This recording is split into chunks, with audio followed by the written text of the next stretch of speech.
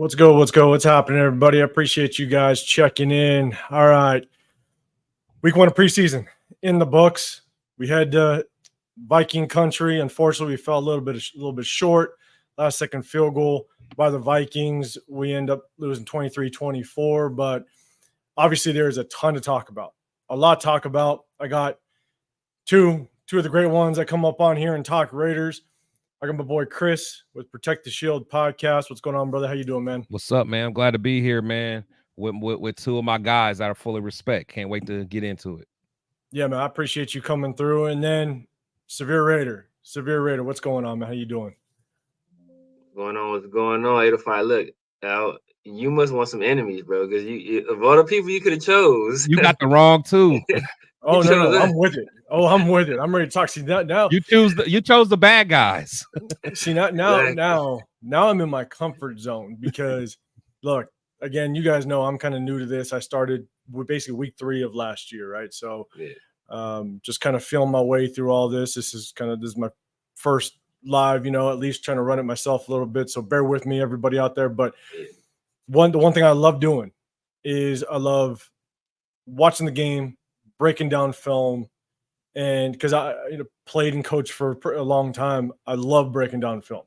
And I've had a couple people reach out and say, "Hey, do you want to possibly do a live and stuff during the game?" And I struggle to do that. I struggle to do it because I rewind too much. Yeah, I see something that I gotta go back. Yeah, you know what I'm saying? Like if a sack happened, I want to see what was the breakdown. And so I always find myself completely late in ending games, and that's why if I want to jump on and do some post game stuff, I'm probably not going to jump on and do some post game stuff until probably 3 hours after, because I rewind way too much. And so, but that's just me. And so that's why I love jumping on here, and I definitely want to talk to you guys about kind of not only the game itself, but just kind of how do we all feel about the roster and how it stands, because preseason is a little different now. It depends on. Sometimes we see more starters, right? Aiden O'Connell, Gardner Minshew, they got 2 quarters. We saw, Max Crosby, I think he only got that first drive, unfortunately. But, we're going to see some more starters because we were just talking offline. You only have 3 preseason games to kind of evaluate this entire roster, which is tough. That's tough to do. And so, especially when you start out with 90 plus and you got to get down to 53, that's a lot of film. That's a lot of players. You got to try to get into the rotation to really see what you got. And so we're going to get into it, but salute to everybody that's in the chat so far. Billy Davis, what's good, man? Appreciate you. D Menace, appreciate you rolling through. But first and foremost, let's kind of get into it. Obviously, came up short on the last second field goal. Before we get into the players and stuff, what's your guys' thoughts? What's your guys' thoughts on the new kickoff rule? We had Daniel Carlson looked like he was trying some new things. He shot one over the landing zone, and then he tried to squib kick one a little bit, and then it came up short, which was a penalty. So I think the Vikings got it on the 40-yard line, which that's tough. That's hell of a field position, for kicking out of that landing zone. So, Chris, I'll go to you first. Kind of what's your thoughts on the new kickoff rule now that we've seen probably a handful of games so far in the preseason? Yeah, I to be honest, I actually like the kickoff. I know a lot of people are kind of indifferent about it. Because I think there's more strategy to it now. So, like, it really makes special team kickoff strategic. Like, stuff that we're seeing right now is probably not going to be stuff we're going to see later on. I guarantee there's going to be a lot of wrinkles that we're going to see later on in the season. There may be some stuff that we may not see until the playoffs type thing. I think so I like anything that can bring more strategy to the game of football. I like the fact that it forces teams to take special teams serious. You can't just have a Sebastian Janikowski and just kick it out of the end zone anymore. Like, now you got to really, and luckily we got one of the best kickers in the league, so we got a guy that can strategically place it certain places, so it helps us. But long story short, I'm good with it, and I'm excited to see how it's gonna grow. Yeah, I concur with the kickoff rule itself. I like it. I think it adds a different element to the game. It kind of forces teams to essentially, they have to put the ball in the field of play. It gives, it puts a premium on teams that actually use a roster spot or returners. The only aspect I don't like about it is I don't like the onside kick rule. Yeah. I don't like the onside Yeah. kick.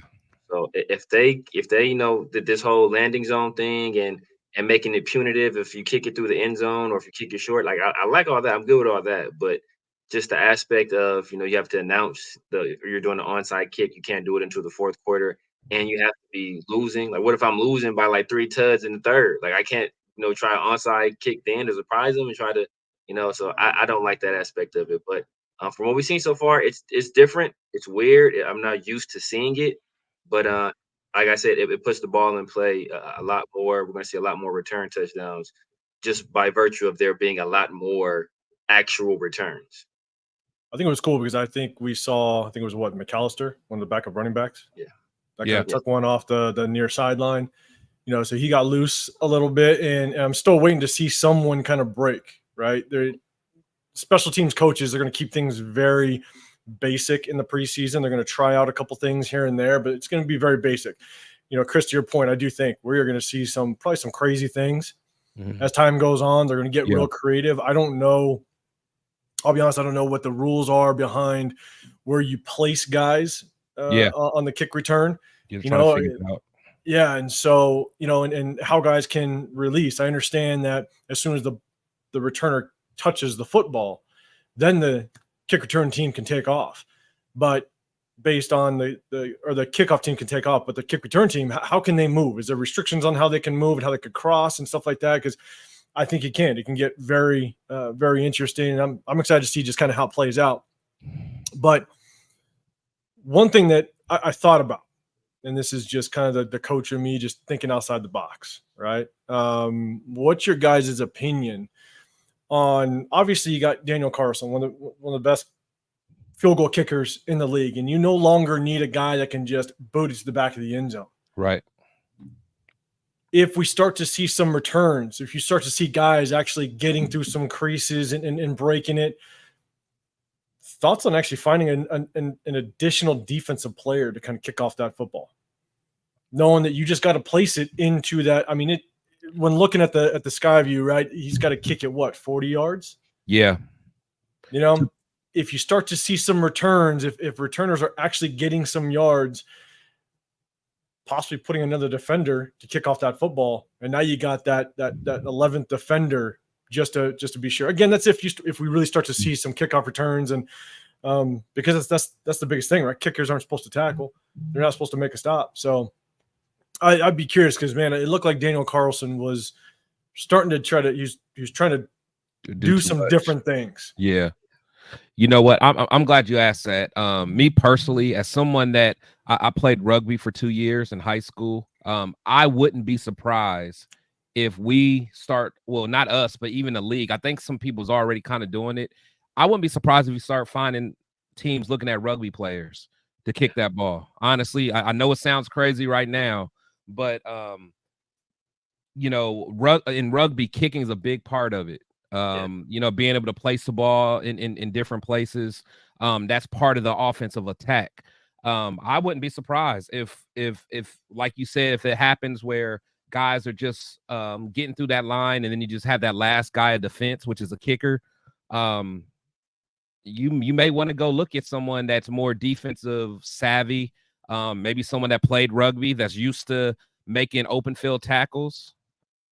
To me, it makes a lot of sense. I'd be looking at, some guys overseas in New Zealand or Wales and stuff like that. Give me a guy that can put it in that landing zone. Yeah. And then, I mean, you're onto something, man. I mean, the biggest thing is, look, Daniel Carlson, he's going to hit any spot on the field. He could do it, but if we start to see some returns, if all of a sudden kickoff returns for touchdowns start to increase like crazy, you might want to put that 11th defender on the field. But Severe, what's your take on it? Yeah, man, I agree. And there were already teams that were starting to look at some of these rugby players. I think the 49ers just signed a guy that was like a star rugby player. We've seen some other guys in the past. I just think that it's a slippery slope just because if you don't land inside that landing zone, That's true it too. becomes very punitive. Yep. It's very You're damn near punitive. at the. You're damn near at the 50. Yeah, exactly. You know, you're at the 40-yard line, or if you kick it through the end zone, you're at the 30. So like field position, you know, we already know football field position is at a premium. You don't want to lose potentially like 10 to 15 yards. And so the way some of these guys were tackling, like guys were getting the ball at the 22, 23-yard line. So you can lose almost damn near 20 yards of field position just with the bad kick. So the teams may look to invest because we already invest into special teams core guys that just play special teams. So maybe that's like a specialty inside of that where you start to look for these guys like, hey, this guy, we know this guy can kick. We don't want to put our kicker at risk because the truth of the matter is they don't get it. They don't do a lot, but kickers are some of the most valuable players on your team because if it comes down to a field goal, like you want the guy that does it for a living out there kicking it. So, but like Chris said, I think teams will start to invest into that position or find those specialty guys that can kick and that are like for lack of a better word, more expendable than your actual true field goal kicker. 100%. And I know special teams is the third of the game. We want to talk about all day, all night, but at the same time, let's get into the fun stuff, right?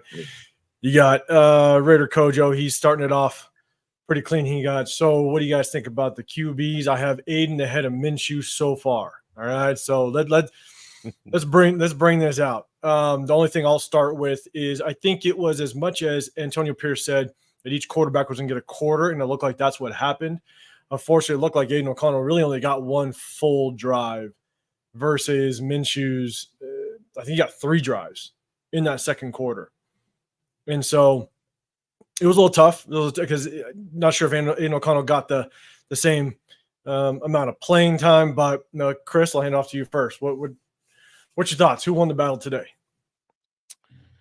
So I will say that I think, I definitely think that to me, Gardner won the battle for today. But I will say Aiden played well. I also will say that that AOC's sample size was very small.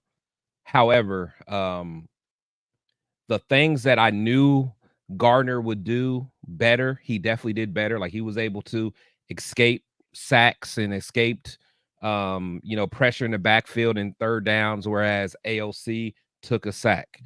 Just little things like that. But I'm not gonna say that AOC played bad. I will say that I need to see more. Can I sit here and say that things really changed in my mind personally? No, because I already had Gardner ahead of Aiden anyway, by a slight margin. And I still have him there. I mean, I don't think either player did anything to really expand it. But I will say that today shows me again that once the lights are on and there's live bullets, that's when Gardner Minshew plays his best. I mean, this is the only second time he had the scrimmage. He played well. Live bullets today, he played well. I mean, that's what I expect from him. I'm excited to see next game when he gets the reps with the first team. I'm excited to see what happens. Severe, I'll hand it off to you, but just real quick, one thing that I saw was when you talk about a leader, when you talk about someone that kind of mirrors the defense's energy, you saw that with Gardner Minshew today. Yeah. Gardner Minshew was, he was live on the sideline. He was stoked. Maybe the camera angle just isn't going to Aiden O'Connell, at that time. But, he kind of, as much as Aiden O'Connell's drive, it was very methodical. He moved it down perfectly. It was great. He was able to move a little bit in the pocket. He extended the play a little bit. But you just kind of saw the spark with Minshew. That's the hard part, right? That's what he does. That's him. I mean, that's literally him. And honestly, and even that last drive where we had to settle for the field goal, we're talking about a matter of inches you know, that the defensive player just made a great play on that screen play. But if I'm telling you, if that ball was 3 inches to the left or 3 inches higher or 3 inches to the right, where the guy couldn't swat it down, the guys, you know, our running backs getting 20, 25 yards at least, you know, and then we could possibly score the touchdown. So, but again, those are things that you can clean up in practice. That's all, you know, as a coach, you know, those are things that you can clean up, you know, the first film study you have. So I'm just excited to see what happens. I'm not going to be one of these fans that's going super in one way or another. I've always had Aiden. I mean, I've always had Gardner, the top guy to me. Nothing's changed. Severe, go for it. Yeah, much to Chris's point, depending on who you had winning going into this battle, you likely have the same guy winning coming out of today. And everything else is basically status quo, right? I think the player that had the highest highs was Gardner Minshew. I think, you know, this team forever has struggled scoring in the red zone.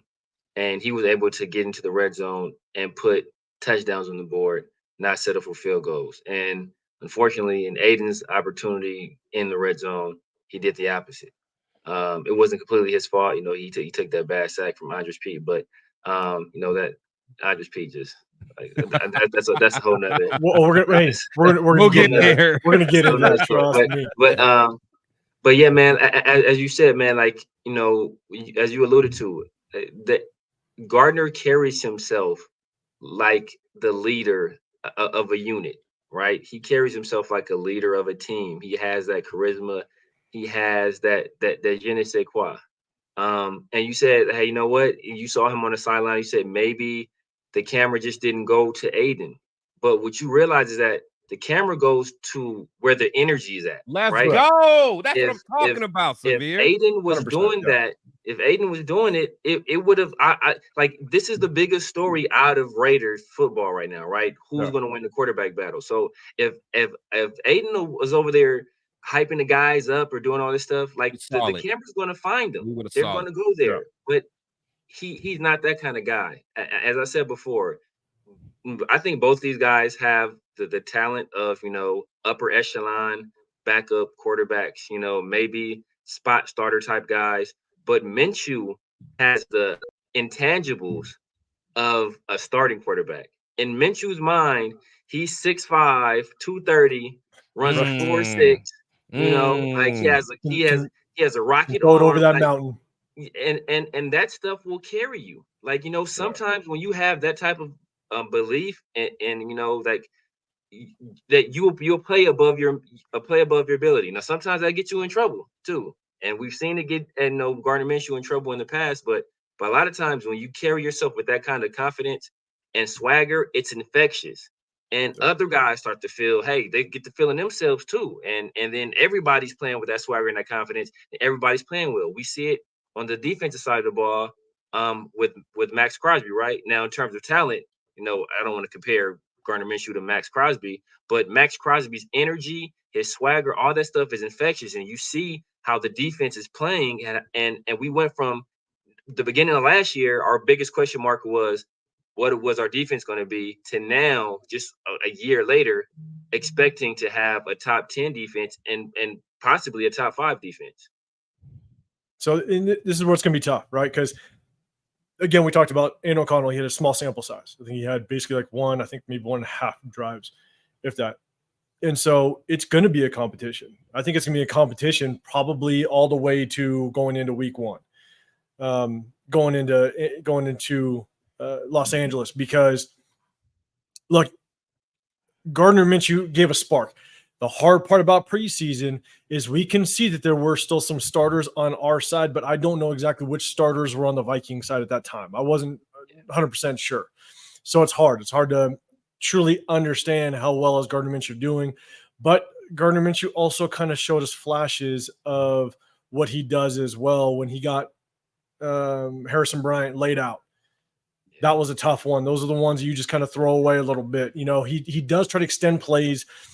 You want him to take those calculated risks. You want a quarterback to be able to take risks. You want him to do that, but they got to be calculated, you know? And so it's hard. I think in the Severe and Chris, to your point, the energy aspect, without question, Minshew's got it.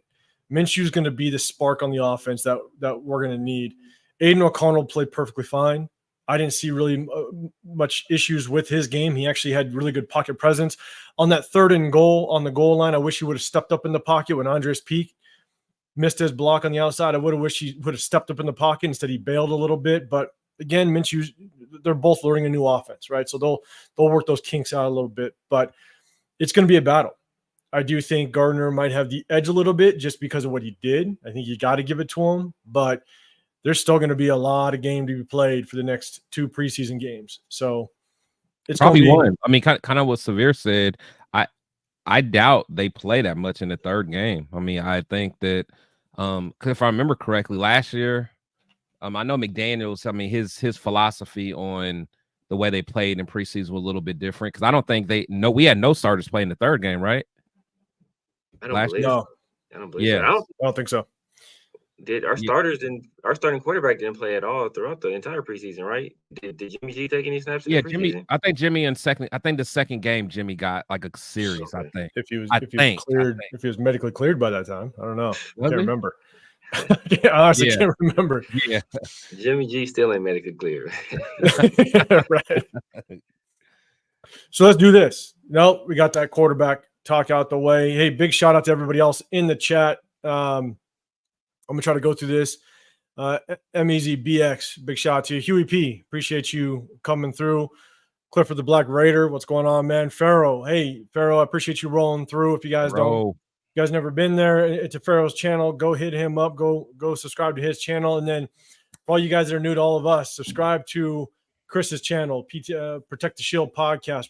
Subscribe to him and SevereRaider. Go to his channel. Subscribe to him. Cool. Sam Tonka, what's going on, man? Appreciate you coming through. Dixon Sider, what's good, man? All you guys, I appreciate everybody rolling through. Wild Turkey 74, Wild Turkey. I got bad memories of Wild Turkey. Raider Paul. Cool Cap 75, what's good, man? I know. Unfazed. LA Raider 11, what's good, man? He's one of my boys from back home. What's going on, brother? So let's kind of get into the offensive defensive side. Okay, so we'll touch on the offensive side first. Let's go with the offensive winners. All right, let's go with offensive winners first, based on first game, first preseason. Chris, go for it. Who do you think? Okay, let's go top 3. Top three winners for today. So people that kind of stand out to me, Trey Tucker holding on to the ball, running good routes. A hell of a catch. Yeah, I was surprised. I mean, I ain't gonna say surprised. It's like the reports that I've been getting has made me nervous about him. But before the reports, I love Trey Tucker. I was all for him. So, but like my confidence in him kind of got hit a little bit over these last couple of weeks. So I love seeing him play and catch the ball cleanly. So I'll say him. Gardner Minshew, I think, he's a gamer. I know half of the nation wants to hate on the guy. But my thing is, just because you love Aiden don't mean you got to hate on Gardner, and vice versa. So I'm putting Gardner on there, and then the third person. Let's see, who would I say? The third person. He didn't play that much, but I think I want to say, honestly, I want to say Glaze. When he was on the right side, he played very well, but when he was at left tackle, he looked terrible. So I'm not gonna say him. So I'll put Jacoby Myers, just because he got 2 nice catches early on. So those are my 3. Severe, go for it. Yeah, man. I think Jacoby off top. Jacoby, I think like he basically, it just seemed like whenever Aiden was dropping back, he was looking for Jacoby Myers. Like he was like, where's Jacoby at? I'm gonna get him the ball. I like what I saw from Michael Mayer as well. I think he moved really well out there. Yeah, he had a nice catch over the middle, I think for a first down. And I like what I saw from Zamir White as well. They got him back on the field. They got him that touchdown. In a situation, in a situation where, hey, when it's time to punch it in, we have faith in his ability to make those tough yards and to score his touchdowns in the red zone instead of kicking field goals. So I would say those are my 3 biggest winners. But overall, man, our first and even our second team, offense, I think they played well. They executed well. Yeah, so for me, I'm going to kind of go a little bit outside the box. I think one of the biggest winners, in my opinion, was Luke Getsy. I think Luke Getsy's offense was actually very well. It was well balanced. I think we did a little more pass than we did run, but it wasn't predictable. And I know you try to stay basic during the preseason and stuff. You're trying some things out, but it wasn't predictable. There was one screen pass, I believe, on a 3rd and 8 in the second quarter, which, in my opinion, was a great play call. It was incomplete pass, but there was nothing but daylight in front of that running back if you would have connected. And so that was even the one that was that the one that Gardner did. Yeah, that's what. Yeah, you're right. That was my thing. Like, we're talking about inches away. There's nothing but daylight there. You're right. And so one of the things is for me that was one of the knock on, and that's one of the things I saw out of Luke Getsy's system when I kind of looked at his film. When we hired him, I went back and I watched 7 of his game films of last year just to kind of see what is his offense doing. He liked the screen game. I don't know if it was because of the inability of Fields to be able to really pick apart the defense. Yeah. A lot of screens with the receivers, a lot of running back screens. And so he didn't break it all out. It could change in the regular season, but at least for this game, I think his play call was extremely good. He used the 2 tight end sets extremely well. Brock Bowers wasn't just going all over the place and running routes left and right. He was actually motioning to the backfield. He was the lead blocker. He was putting his hand in the dirt. He was lying out wide, that little slip screen coming underneath. I believe it was the first drive of the game. I think it was a very well-rounded game for Luke Getsy. So I just liked just the debut of Luke Getsy. I think that was one. Number 2, I think, was Thayer Mumford. I think Thayer Mumford did a really good job at right tackle. He played basically the entire first half. And I continued to kind of go back and watch him, and I didn't see anything that hurt him. I think he did well on his side. And there was a couple times on a run play coming right behind him, and he basically just flat backed his man. And so I think he did well. So I think Thayer Mumford, I think he definitely helped himself. And then one guy that was shocking to me, DJ Turner. I was actually surprised. There were some. He's had a hell of a camp. Camp. There was reports coming out, and I've said at least 2-3 times on. I'm missing it. At least 2-3 times on my channel, I've said I posted some videos basically saying that DJ Turner did extremely well in the return game last year, helped out in special teams, but he hasn't shown a lot in the receiver side, and so I wasn't sure how locked in his spot was this year. But for him to come out and show that he can kind of stretch that defense a little bit, possibly be another deep threat, I think that just helped him. And so I definitely like to see what DJ Turner brought to the table, because at the end of the day, if Trey Tucker goes down, we need somebody else that can stretch that field. And there's really nobody else. I like LaDietrich Griffin. I don't think he got much. I don't even think I saw him on the field today. I think Tulu Griffin played at all. Did he been hurt though? Hasn't he been hurt? Did Ramel Keaton get out there either? Yeah, I didn't see out there. Oh yeah, I didn't see Keaton. I didn't see him do nothing. No, I was excited to see him, but I didn't see him do nothing.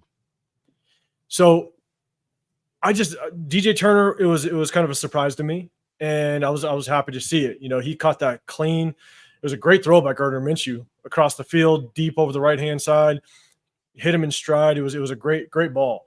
But for DJ Turner to kind of step up. So those are my 3 guys. I think Luke Getsy, I think it was a good debut for him, Thayer Mumford, and DJ Turner. Those are my kind of 3 on the offensive side. So let's talk about the losers real quick. So on the offensive side, who are our losers during the first preseason game? Chris, go for it.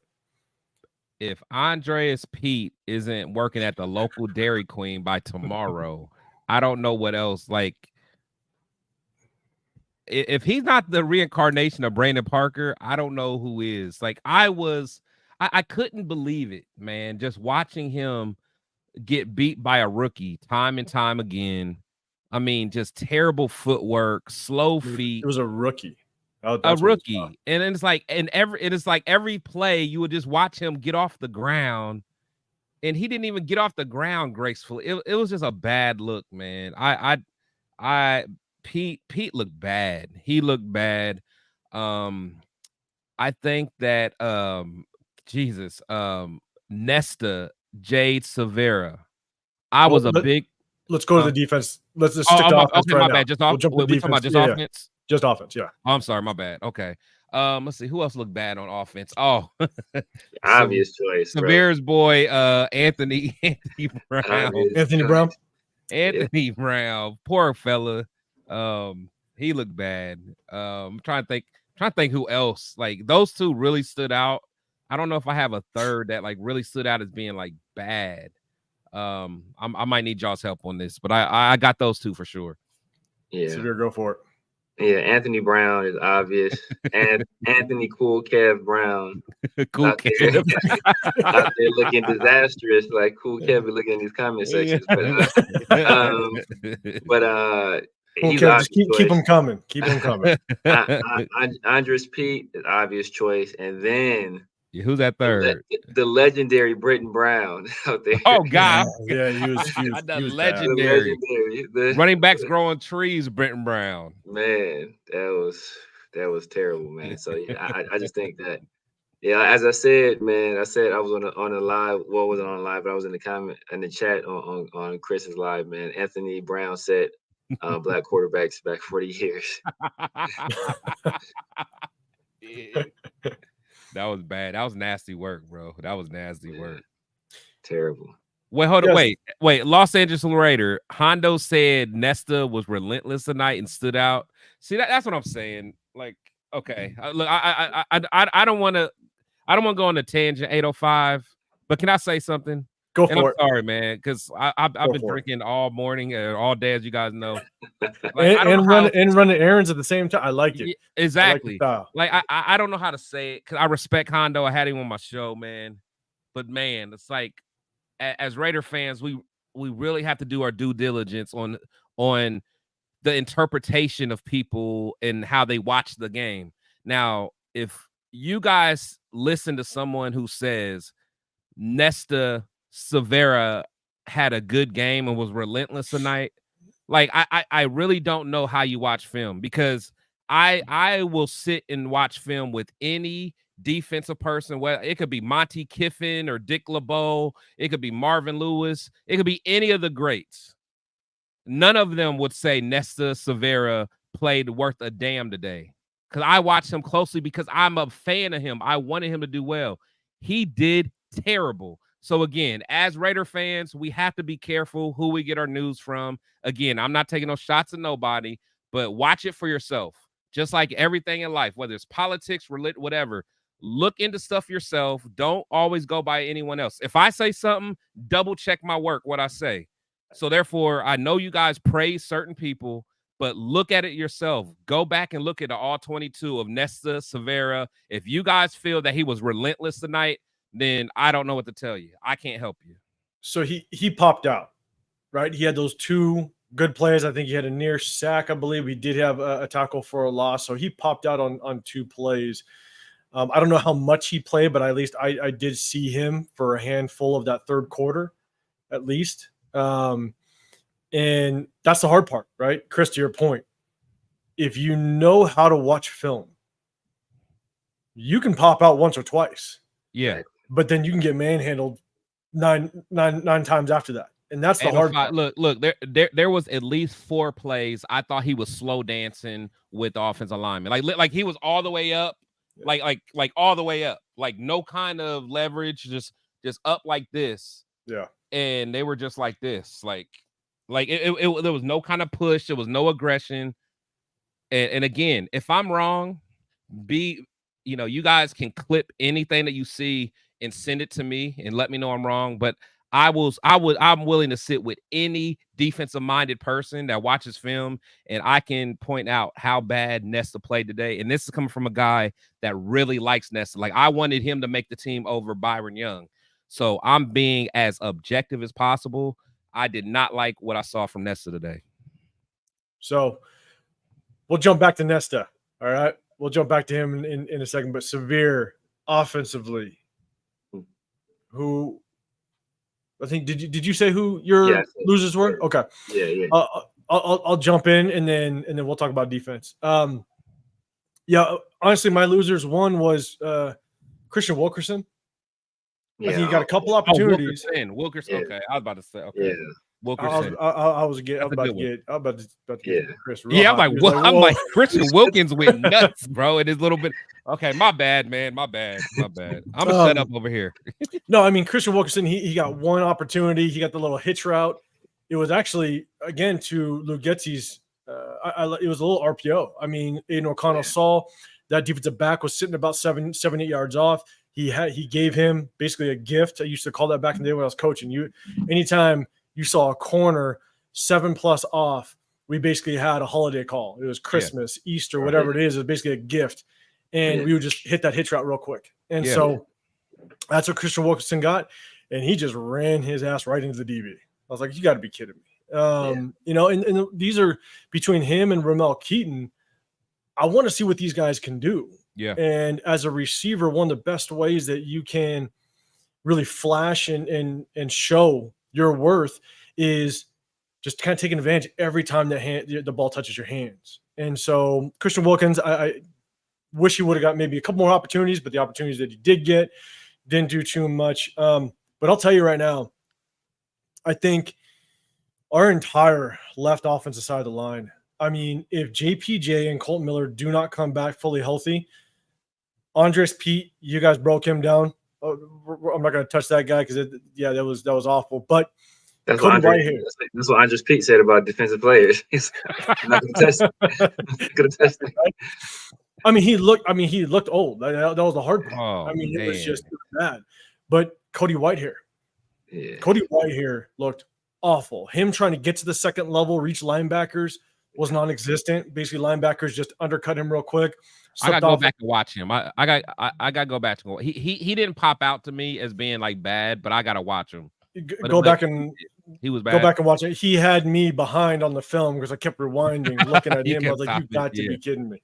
And so, yeah, it was bad. His pass blocking, run blocking, the whole nine. I think out of basically he played almost the entire first, almost about a quarter and a half. And I'll tell you right now, it was just awful. So, unfortunately, our left side of the line, if we don't get healthy, we're in trouble. We're in trouble. You know, I would like to see Jordan Meredith, which is one of our backup guards that plays on the right-hand side. I'd love to see him switch over and possibly slot in. Not to say that he did much better, but he's just he's younger than Cody Whitehair. But yeah, I just think the losers as a whole is just the left side of our line as it stands right now. Also, DJ Glaze. I think I don't expect a lot from rookies, especially first game, right? I give rookies the biggest break in the world. It's your first game, you know, it's going to be rough. But I mean, that one sack he gave up where the D end just basically double moved him, came underneath, didn't even touch him. Labe got that was on the left side. I think on the right side he did, at least I think he did well on the right side, but that left side, that was nasty work. I think that was a UDFA from like Air Force or something like that. That was that was bad. But if you go back, Chris, watch the film, and a lot of times he almost, and I hate to say this, he almost kind of gave me that like sophomore playing varsity football lineman where he's not ready, like keeping his stance square and just kind of chopping to a guy as opposed to going and get somebody with confidence. Yeah. Right. It looked like but did you see that? Did you see that on the right side that when he was at right tackle though? I saw that right. Did you? On the right side a couple times, yeah. Okay. So I saw it on both sides, and it was tough. So I think, and I only put a little more pressure on him just because there's a good chance we might need him at some point. Yeah. With all the injuries that we are going into the season with, we didn't. Again, it's because I'm always going to go back to we left some pretty good offensive linemen on the board that first round. And so it's going to be tough. I hope that we go in healthy, and I hope that we don't find ourselves in a situation where we're shuffling guys around and now we're week 6, week 7 trying to bring somebody off for free agency to start. Because I'll tell you, Andres Pete, that was embarrassing. So that was bad. Real quick before we get to the defensive side, big shout out, Huey P. What's going on, man? I appreciate you coming in. Myra G, I know you are always on there with Chris's podcast. Appreciate you coming in. My 2 cents, what's going on, man? Appreciate you, Dylan Dotson. Appreciate you rolling through. Raider 97, what's going on, man? So let's talk real quick defense side. Let's talk winners on the defense. We talked. We're not going to go to the losers. We're going to keep Nested J out of our mouth for a second. Not say it was a loser, but let's go winners on the defensive side. Chris, go for it. You got to do double J, baby. Jack Jones. He's doing everything that we heard he was going to do. Loved watching him. Jack Jones doing his thing, man. So I love that. Christian Wilkins, I've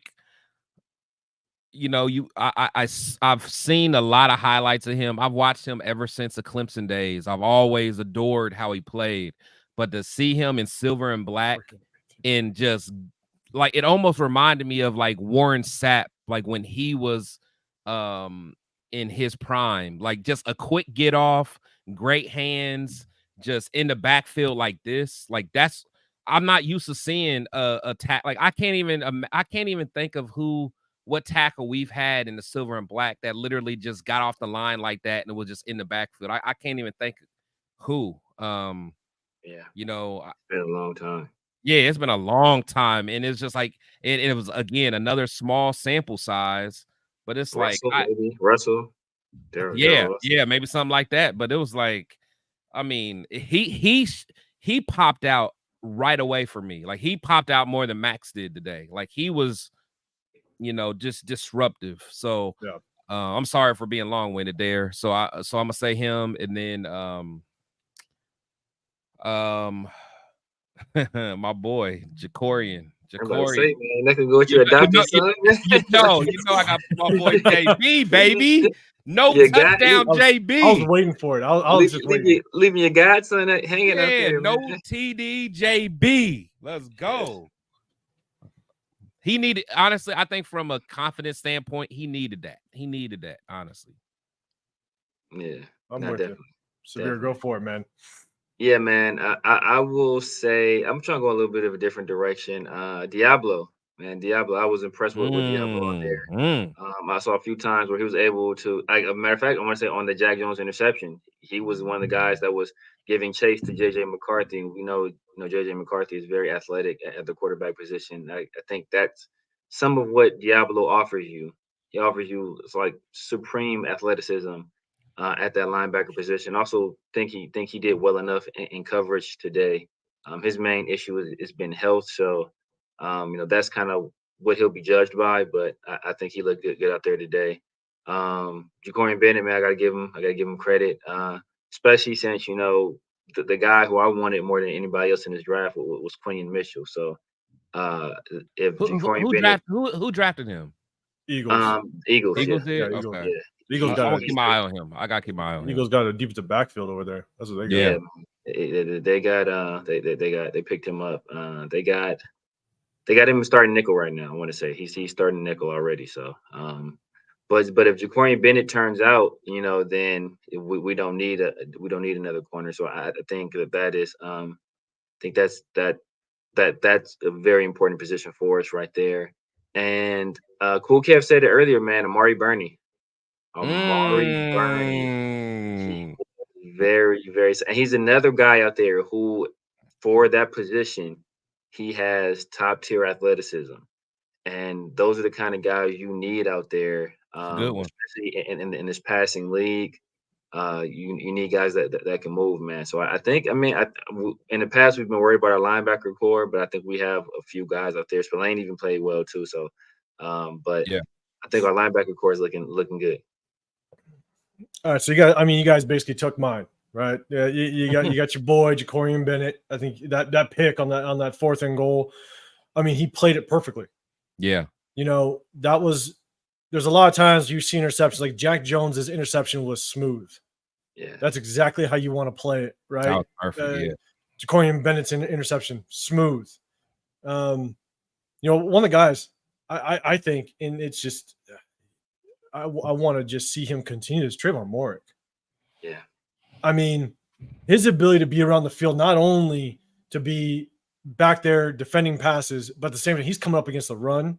You know, to see kind of Patrick Graham, just kind of see how he plays him working around the field. I think Trayvon Moore had a hell of a game against the starters.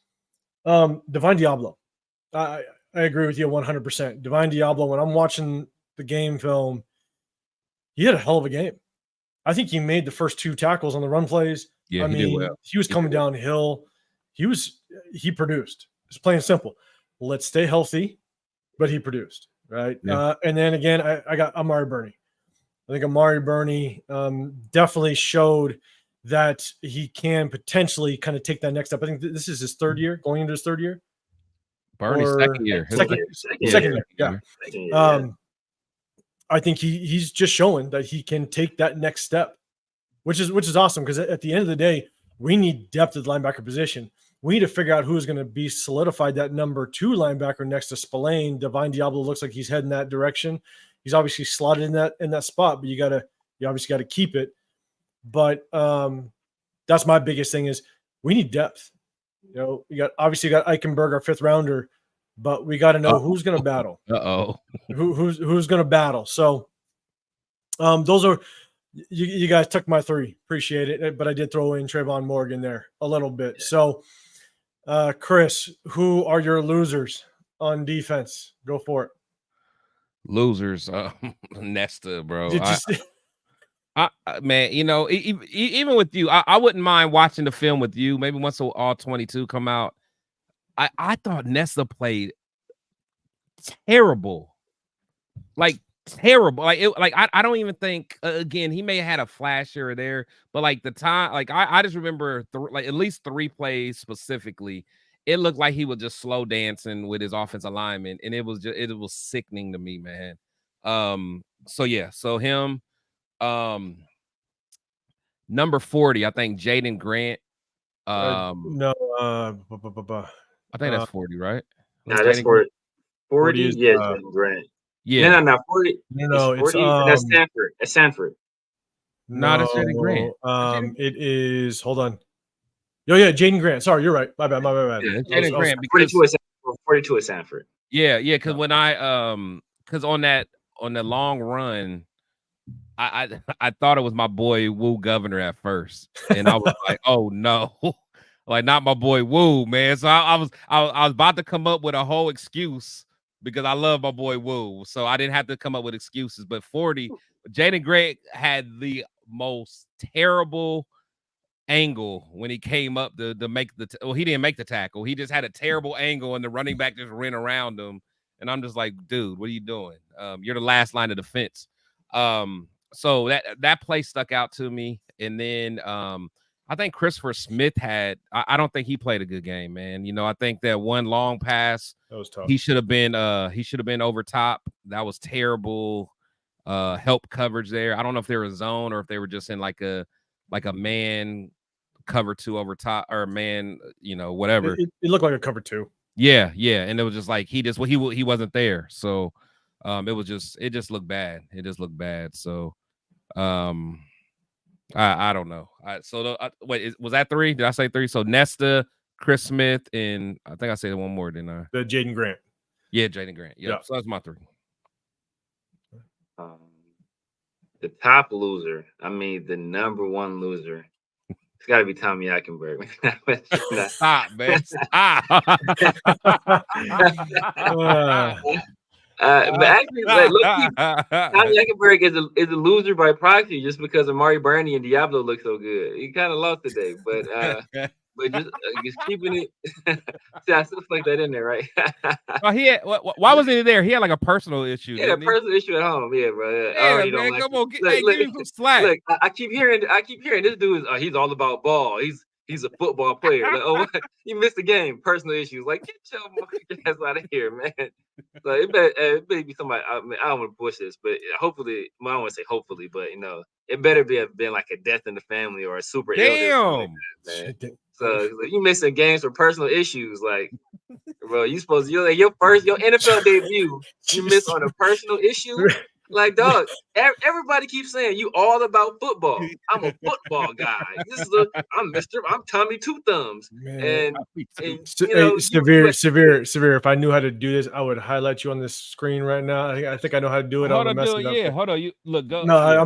I'm good. Yeah, but you go into the right I'm corner of done him, the with three I'm done with my ellipses. Eichenberg rant, man. I'm done with my Eichenberg rant. Yeah, let him get on his soapbox. I was about to go go grab another drink. I actually want Eichenberg to be good, man. Like, no, you don't. No, you don't. No. I'm not letting you get away with that. No, because you doing the same tactic that I do. You act like you want someone to do well. You really don't want them to. But because I don't want us to have made the wrong decision. I'd rather us have made the right decision. But I wanted to be like, damn, like, you know what? Because I remember like when we passed on, when we wanted to draft Mike McGlinchey, and we ended up with Colton Miller, and I was like, man, I kind of like Colton Miller, but I was like, man, like Colton Miller better like. But I'm hoping at that point I was hoping we Mike made the right choice. McGlinchey. Yeah, I'm hoping Mike McGlinchey. I was hoping Colton Miller was good and Mike McGlinchey was bad. So I'm hoping we make the right choice. So because I'd rather us be good than be bad. I'd rather be wrong and we win than than be right and we out here struggling. Somebody dies in the but yeah, man, number one loser, Chris Smith. I mean, like I was really hoping Chris Smith would kind of turn the corner. And I'm just not seeing it. Number two loser, Sam Webb. Sam Webb was just I don't know what that guy was doing out there. And then the loser, just because he didn't do anything at all. I think somebody just put in the chat like where did he play? It's Tyree Wilson. Like bro. Tyree Wilson made the one play. Rundown was, you see what Tyree Wilson did?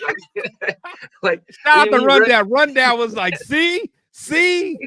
I'm like, what are you doing? Man. He's like, all he did, Tyree Wilson did was run straight. Yeah, no one blocked him.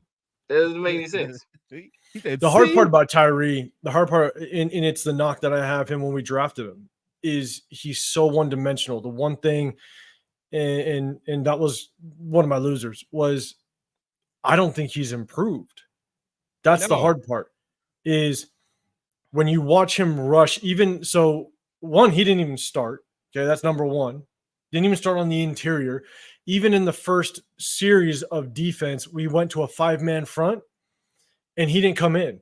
I was telling people we went to a 5-man front. We went to a 5-man front actually quite a bit. Because it was in the middle. It was Adam Butler, Jenkins, and Wilkins, right? Yeah. And then it was I knew it. I was like, I knew I wasn't crazy. Yeah, I knew I wasn't crazy. Okay. So Tyree didn't even come in when we go to a 3 interior down lineman, and so I'm saying, okay, there's no confidence there. Yeah. And then he came in, played D end, but then also when he did go and switch down into the interior, he continued to just be one-dimensional. No moves, nothing. He doesn't have a secondary move, not even a third or fourth. I mean, it is just straight bull rush, and that's what it was back when he was at Texas Tech. And so all that working out that he did with Max Crosby, I'm not exactly sure what he learned. Let's hope that he turns it on and has another gear or something like that, or let's just hope he's hiding something from us. I don't know, but he looked one-dimensional, just like he did last year. And so the excuse of he's got a full off season, he had time to get healthy, all that stuff, that's going to slowly start to creep out the window. And now you got to start to produce. And for him not to not even be, I mean, he's so big. What, 6'7"? He bulked up a little bit. I think he's at 280, 285 now. Yeah. That's plenty big to play in the interior with his athleticism. His wingspan is ridiculous. Yeah, and with his athleticism, he can play in the interior. He proved it last year that he found some success in the interior. But for him to be just almost non-existent today, and you're playing with the second team, which means you're going against potentially second-string linemen, it's, I think without question, he was a loser. And One guy for me is Luke Masterson. There were some reports coming out. There were some reports coming out of camp that he was doing well. He was. See.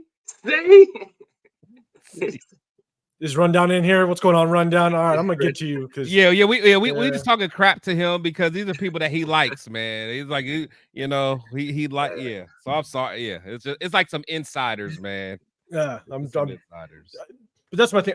Masterson coming out of camp, they were saying that he was doing well, kind of fighting for that second linebacker position next to Spillane. And when I saw him today, he looked lost.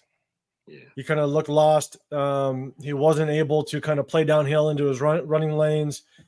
You know, one of the things when it comes to linebackers, you got to have the vision like a running back. It's the same thing, right? D linemen, they're going to fill gaps. They're going to sustain some lanes. Your job is to basically counter that. You know, running backs are looking for lanes. Linebackers, you look to fill them. And so Masterson, I just think unfortunately, I think he fell off. But all the rest of the guys, whether it be Chris Smith, Jaden Grant, all those guys.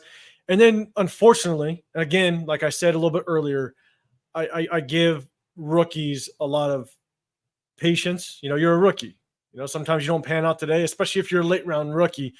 But I hated to see a guy that I'm actually pretty high on. I think he still has a chance. I'm still going to give him a chance without question. But MJ Devonshire, he got beat. Yeah, he got beat deep on that deep ball, right over the top. And the worst thing you can do on the defense is get beat deep. It's that simple. Yeah, that's just easy yards to the offense, and that's a massive momentum swing. It led to points. You just can't get beat deep, plain and simple. Back. And so, and I believe he might have got benched after that. I don't know if I saw him after getting beat deep. Who, Devonshire? Yeah. I don't know. Devonshire was a guy I liked too, man. I actually liked him better than DeCamerion, to be honest with you. So yeah. Now, again, I'll be honest, DeCamerion didn't have the best game either. No. I mean, he gave up the edge a couple times on run plays. He wasn't as physical as I thought he was going to come out and be, like he was in college. Yeah. But again, rookies. I give them 100% the entire offseason to kind of – that's why Chris, your boy Jacorian Bennett, I mean, his rookie season, especially the corner position, a lot of times as corners, you want to kind of – you almost find yourself being overly aggressive against some of these better receivers because you're trying. You're trying to make a presence. So, I mean, honestly, as a young DB, a lot of times that's your only way of stopping them, like because you don't, like these guys are so crafty, and you got to think Jacorian week 2 had to go against Diggs, and Diggs, maybe besides Tay and what's his name, Keenan Allen and Jetta's, like he might be the best route runner, as far as like pure route runner. So it's like he got baptized very early, very early, and when your big homie is Marcus Peters, you're in trouble, like you're in trouble. No, fact. Hey, hold on, big shout out to Unfazed. I mean, he's right. You're not fact. Yeah, that entire run game, the defense really almost throughout the entire game, man. Even when our starters were in, they were starting to chip away. Yeah, Sam Darnold was throwing the rock a little bit, but it was so balanced. I mean, it was almost they moved that ball down to basically what was it, 4th and 2? Oh yeah, there was. So they moved it. Yeah, and so but that second half defense run game, I mean that was atrocious. Oh, that was you throw that out. Yeah. Man. The thing about Tyree is that, like, one of my first videos on YouTube was talking about Tyree, and I talked about how he didn't have any kind of ball get off. He had, basically only moves he had was a bull rush, and he had the long arm, and he still has not developed any pass rush moves. And he slows all get out. Everything Tyree does is slow. He gets out of his stance slow, gets off the ball slow, talks slow, get up after a tackle slow, breathes. His emotions are slow. Like, he's a slow motherfucker. Like, he's just a slow ass dude. He's just slow. Everything poor little tink tink. Poor little tink tink. Man, so I'm just like, dang, dog. Like, and Jalen Carter was right there, man. And that's gonna be my Megatron moment, man. Where Like, that's gonna be my Megatron moment. I just feel it. That's how I feel about Cleveland Farrell and Josh Allen from the Jaguars. Like, it's like certain things, like I'll never forgive our front office for certain things, and Tyree's going to be one of them. Yeah, that's tough, right? So we just kind of talked about the defensive side and the run game a little bit, but we talked about winners, losers. We talked about some of the rookies that stood out. Let's talk real quick. I just want to throw this out here, kind of about our running back room. Severe, you said you liked a little bit of what you saw out of Zamir White. I think we have a running back room of a bunch of different type of running backs. To be dead honest, when you look at the film or you look at the game, Zamir White definitely looks like that short yardage guy. He's going to just basically put his head down. Alexander Madsen looks like he had a little more shake to him. He looked like he was, kind of just a little more shifty in that backfield. Amir Abdullah got a lot of work, which is good. I even saw bad to me. I actually liked Amir. What I saw. Well, to me, Amir was a great pickup. Obviously we have Labe back there. He's a rookie. We'll see what happens. But I think Amir was a great pickup because I still think he can be a really good third down back. But Amir got some return work as well. I think he returned some kickoffs. But then you got Dylan Labe.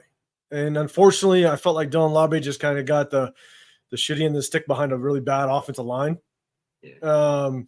But Chris, what are your thoughts on the running back room and how do you think this might play out in the next couple games? The running back room, I guess the nicest way I could say it is I think the sample size was too small. Zeus, he scored a touchdown, he ran hard, he did what he was supposed to do. But can I come away from this game and say, oh man, Zeus looks like a RB1? I can't say that. I liked a little bit what I saw from Amir. He was kind of splashy.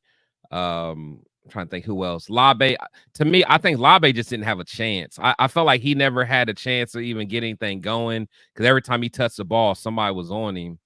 And then I will say, I always make jokes about Sincere McCormick. Sincere looked pretty decent. Like he from the eye test, he looks all right. His stat line, I think he averaged 3.8 per carry. So that's not going to get nobody's attention. But just watching him, he had some plays where he looked pretty good, lateral movement, making guys miss. But the way our offensive line was playing, they were so terrible. It's hard to give them a true evaluation, to be honest. Yeah, I'll say this. People is critical of my Tommy Eichenberg take. Let's say, for instance, you guys were hired for a back job, up Tommy Eichenberg, right? Let's go. He's Where's that highlight button? The biggest loser in the running back room is Tommy Eichenberg because he wasn't there to tackle any running backs. That's why. Let's say, for example, who do you hate more, Tommy Eichenberg or Justin Fields? I hate Justin Fields way more. I want Justin Fields to be bad. I want Tommy Eichenberg to be good. He's on my team. It's just Justin Fields is Justin Fields. He's already bad. I don't have to wish bad things on him. It's just going. So I just let him give him a football. Let him do it to himself. But let's say you guys are hired for your dream job, right? The most you guys have been wanting this job your entire life. You do all the things and you get hired by this company that you've been wanting to work for, and your very first day of training, you call out with a family emergency. Like, what the hell is that? Your first day of training, you're like, oh man, I'm all about this job. I'm the hardest work you ever made in your entire life. I'm gonna give it my all. And then your first day, you know what? I can't make it to training today. Got a family emergency. Get your ass out of here, bro.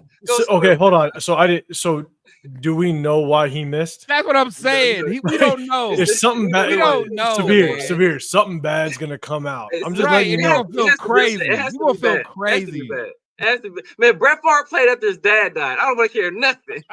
Brett Favre cooked us after Brett Favre was out there, bro, cooking us.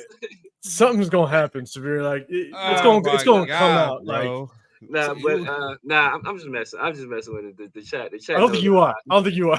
I don't think you are either. I've been giving the chat a hard time about Tommy Eichenberg. I've been hard time about Brock Bowers too. But two Brock Bowers. I think that we haven't seen the complete run game because I think Brock Bowers is going to be a pivotal part of the run game. I think we're going to see Brock Bowers get some handoffs. Get some tight end screens, which is just basically an extension of the run game. So I think that those plays to him specifically are going to essentially be, a supplement to the run game. Sincere McCormick, I wasn't impressed with him. You say what's Sincere average? You said 3.8 yards a carry. Yeah, and he had like a 25-yard run. You know how bad you have to be the rest of your carry for the other run, and then average 3.8 yards a carry, bro. You trash. Get your ass, like, bro. Look, you better call Enterprise. you better call Enterprise. You're gonna be driving. You're gonna be parking cars, bro. You got about 2 weeks. But other than that, man, I like what I saw from Madison a little bit. I already said I like what I saw from Zeus. I like what I saw from Lobby. I think that we aren't going to see a full extent of what Lobby does just because it's going to be some lining him up in the slot. We're going to do all kind of stuff with them. So we're not going to show that stuff in the preseason. So I'm not really too much worried about our running game. I think we have depth there, and I think we have solid talent. I don't think with our quarterback situation, we may need more protection and normal out of the running game just because I don't think we have a franchise. We don't have a franchise signal caller. So we're going to lean on the run game a little bit more, but I think we have, a diversity of skill sets there, as 805 said. So I think we can do something in the run game. You know what? I'm sorry, man. Like I just went to the NFL.com because I was going to look at stats, and I was curious of what Spencer Rattler did because everyone was talking about what he did. Because I guess he scored a touchdown. Spencer Rattler went 2 for 5 for 21 yards. Calm down. Calm down, guys. Calm down. My bad. I'm sorry. Yeah, he only threw 5 passes. 2 for 5. Calm down. My bad. Go ahead. I'm sorry, 805. So here's my thing on the running back room. I think Zamir White is tough because I'm not sure if his vision is there just yet. I saw him doing a lot of just one cut. Yeah, he got a feel, but he's just kind of running the piles a little bit. So we'll see kind of how that plays out. I liked what Alexander Madsen was doing. It could be a great 1-2 punch. Let's put it that way, right? And I'm game for that. But the one thing that I was excited about was Dylan Labe. Even though he didn't have a lot of breakout runs and stuff like that, his acceleration through the hole was impressive. Yeah. He made the right cuts. When something wasn't there, he did make something out of nothing. I mean, you can tell, even though he didn't have much of it, you could tell he's explosive. You could tell that kid can take off if he's got a little bit of blocking behind him. So if Luke he can get a little creative, and if he does turn into kind of that third down back situation and you get that kid in space, I could see if you put that kid in space, he could take off. So do you think, because honestly, if he can do that, what you just said, then what's the point of having Amir Abdullah? Do you feel that we can get rid of him? Are you comfortable with that? I feel like there's a chance Amir Abdullah could be on the chopping block. I put a video out that basically all the veterans that I think have a chance at being cut. Cody Whitehair was one of them. Amir Abdullah wasn't one of them, just because of what. And you don't know until he's coming from a small school, so you want to see how it transfers. But just seeing what he did today, and just his ability to kind of find the right hole, even though there wasn't a lot of blocking there, he made something out of nothing. But you could tell if you give that kid open space, he's gonna be he could be dangerous. I agree. And so he's not gonna be the featured back, but if you have him in a third down back situation, stuff like that, I think I think he can pop off. And so I'm excited. I'm excited about this running back room because I think there's a lot of competition floating around. And you can find yourself kind of with that 1-2 punch.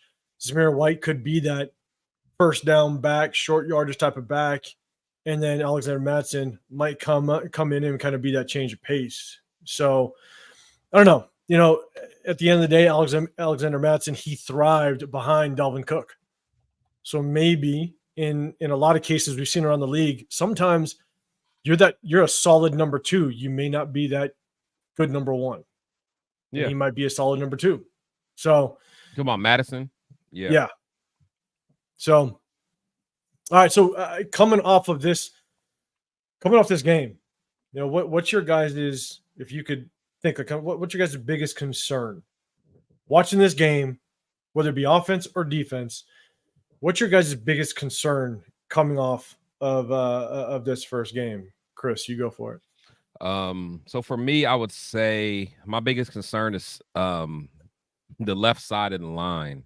Actually, you know what? I'm going to say the line as a whole. I mean, I know the left side got baptized today, but just even as a whole, like I don't like the depth that we have.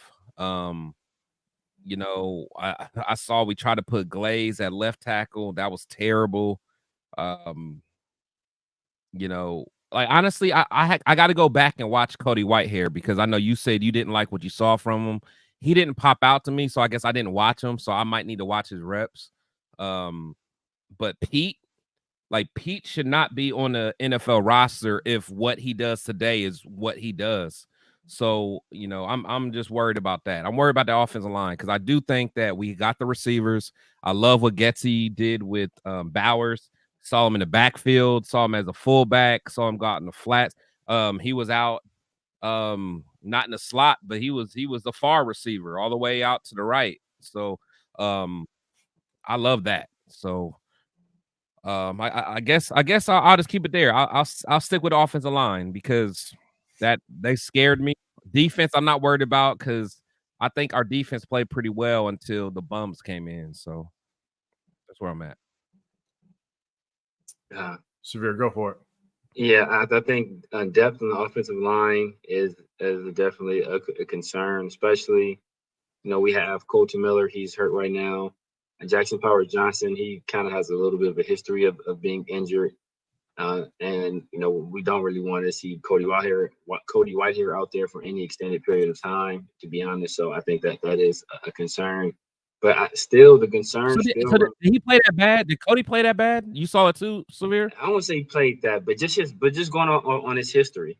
He's not a guy that not a guy that's I get it. He just so we know, or just so we're kind of clear on his history, he was benched last year. Yeah. 3 games left in the season on a terrible Bears. Yeah. I mean, he was benched, and they tried to move him to center. He could not get the snap down. It was horrible. One of the guys. How far out are we from his Pro Bowl season? I think it was in 2016. Oh, it's a ways out. It's a ways out. God damn! Because whenever I hear Cody Whitehair, they're like, "Oh, you know, former Pro Bowler." We talking about 8 years ago when he went to the Pro Bowl. Yeah. The last time Cody Whitehair went to a Pro Bowl, Aiden O'Connell was like 31 years old. Wait, what? Nah, man, this is jokes. I don't want to see Cody Whitehair out there. I mean, we draft Jackson Powers Johnson. Then maybe I'm tripping it. So Cody Whitehair has been bad for a long time. He's been subpar for a long time. Yes. Okay. See, I didn't realize that. I didn't do enough research on him. I just, in my mind, I was always like, he's a future. I mean, he was a former Pro Bowler. Maybe he just needs a different surround. So it ain't like that. He don't need like different surround. No, I'm corrected. It was 2019. But that's still a long time. That's still a long time. Yeah, that's 5 years. Okay. Fair enough. And it's like, so the left side of the offensive line, and I still, man, it's questions about the quarterback position, man. I still think we have questions at quarterback. We had an opportunity to upgrade it, and we didn't want to give up what was necessary to move up in the draft, whether that be to take Jaden Daniels, whether that be to take Spencer Rattler. I mean, Spencer Rattler, like he's even them, like he's still 21 yards. Yeah, he's still a developmental guy, but that's just like he ran one in, Chris. He ran one in. My bad, and a 4-yard touchdown. Go ahead, Spencer. How many touchdowns did Aiden O'Connell have today? Oh, hey, you don't need to talk to me about Aiden now. Now, So, if you want that Gardner Minshew smoke, now, yeah, bring that. But Aiden, you got to talk to them other guys about Aiden. But I'm of the thought process that you bring in a developmental guy every single year. And I thought we had an opportunity to bring in a guy that has tremendous arm talent, and develop, even if he doesn't start this year, right? Even if he's a guy that never plays for us, you draft a guy that late with that kind of arm talent. Maybe you can use him as a trade chip later. He impresses in preseason. He gets on some late game action, a la Matt Flynn, and we move him. But I just thought that you get a guy like that, and you put him in your program, and you let him develop. I think we passed on that opportunity. So I just feel like we didn't do enough to not only address the top of the roster at quarterback, but to put a guy in the pipeline that I think that could eventually develop into a good starter. I don't think either one of the guys we have right now will ever be a good starter. I think they're both backups that could be spot starters. So I think that still remains a concern, because if you ask me, the one thing that can hold this team back from achieving its goals, and I think that is quarterback play. And I'll piggyback off that just for a second, because we have questions at quarterback, but then we also didn't fully address. We got JPJ, right? And the hard part is he's on concussion protocol, basically. Is that why he's out now? Is a concussion ain't got nothing to do with like his other injuries he had? That's the last I heard, that it was basically just concussion protocol. Okay. That he got before they went to Costa Mesa. Damn, that's a long shit. Yeah, so I mean, so there could be other lingering injuries going on. Honestly, that's scary. If you're out that long for concussion, that's like there's some underlying issues there, man. Especially if you're playing it that safe. I mean, you're a rookie. Colton Miller. I'm Colton Miller. If he's not ready to go, I don't care if he suits up for week 2 preseason, but if he's not ready to go by next week, that's a problem. Then my concerns are now. Andres Pete in the building. Right. So but severe to your point, right? You don't think that the forever quarterback is currently on our roster, because we skipped over Michael Penix. But you don't think that Daniels. Yeah. And Jane Daniels.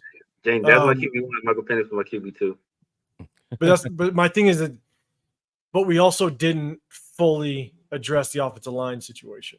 Yes.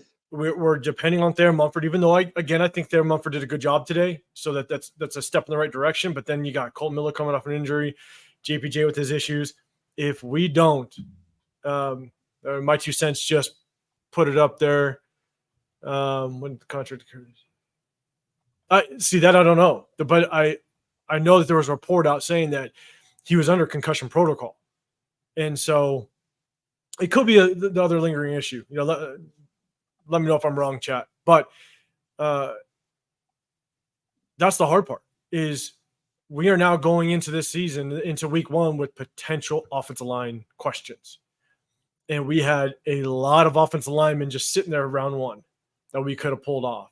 So that's my biggest concern, is that we still have a lot of question marks stemming around the offensive line, and we have quarterbacks that are going to be reliant on the offensive line, running backs reliant on this offensive line, and we just need to average 24 points a game.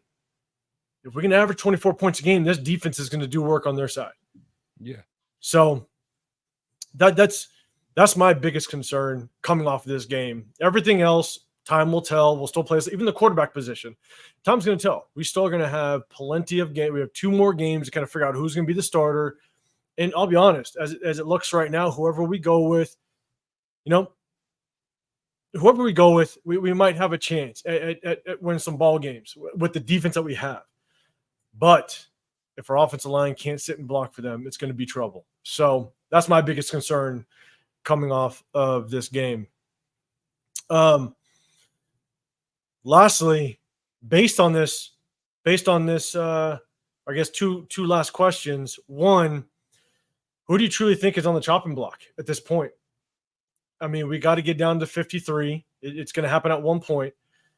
But are there some veterans out there that you think are going to be kind of clearly on that chopping block possibly going into week 2. Go ahead. You can take it, Chris. Huh? You can take it. Go first. So veterans on the chopping block. Well, the first veteran I know that he probably already put an application in at Microsoft is Brandon Faison. T-Mobile. Yeah, like he's working at T-Mobile right now. You know what I'm saying? So him, trying to think other veterans. I mean, I do think Cody Whitehair. Just based Really? on the film, but again, because of all of our injuries, I don't know if you have to keep a guy like that. But you know what though, like, and I know me and Severe or me and a lot of people kind of laugh about like scholarships guys, like, you know, like with McDaniels had Brandon Bolden, Gruden had what Peterman and some other cat like Peterman. Yeah, I wouldn't be surprised if Cody Whitehair is a Getsy scholarship fella, you know. So he might be safe, but I think right away Faison's out of there. Sam Webb might be out of there. Yeah, I would say those two that I'm comfortable saying. I mean, there's a couple more like that Christian Wilkinson, you know, guys like that. Christian Wilkinson gonna get cut off name proximity alone. Like your name too close to Christian Wilkinson. Too close. Like even when you said it earlier, I'm like, huh? And then I didn't think about it. Like, oh, you talking about that bum receiver? Yeah. So he gonna get cut off. He gonna get just off of that. He cut. Brandon Faison there might be a warrant out for his arrest because that fool at this point he's stealing. He's just money. At this point, he's like, bro, you ain't never here. So time clock fraud. Bro, for real. Right. But yeah, I mean, if I think that if we can get back Colton Miller healthy, I think Andres Pete, obviously, he's gone. Chris Smith is obviously gone. Tommy, Pete's gone? As bad as Pete played, I don't think he's gone though. As bad as he played, I don't think he's gone. I think they want to have. The only thing that can keep him around is the fact that he's played guard and tackle in the past. Yeah, that's what I'm saying.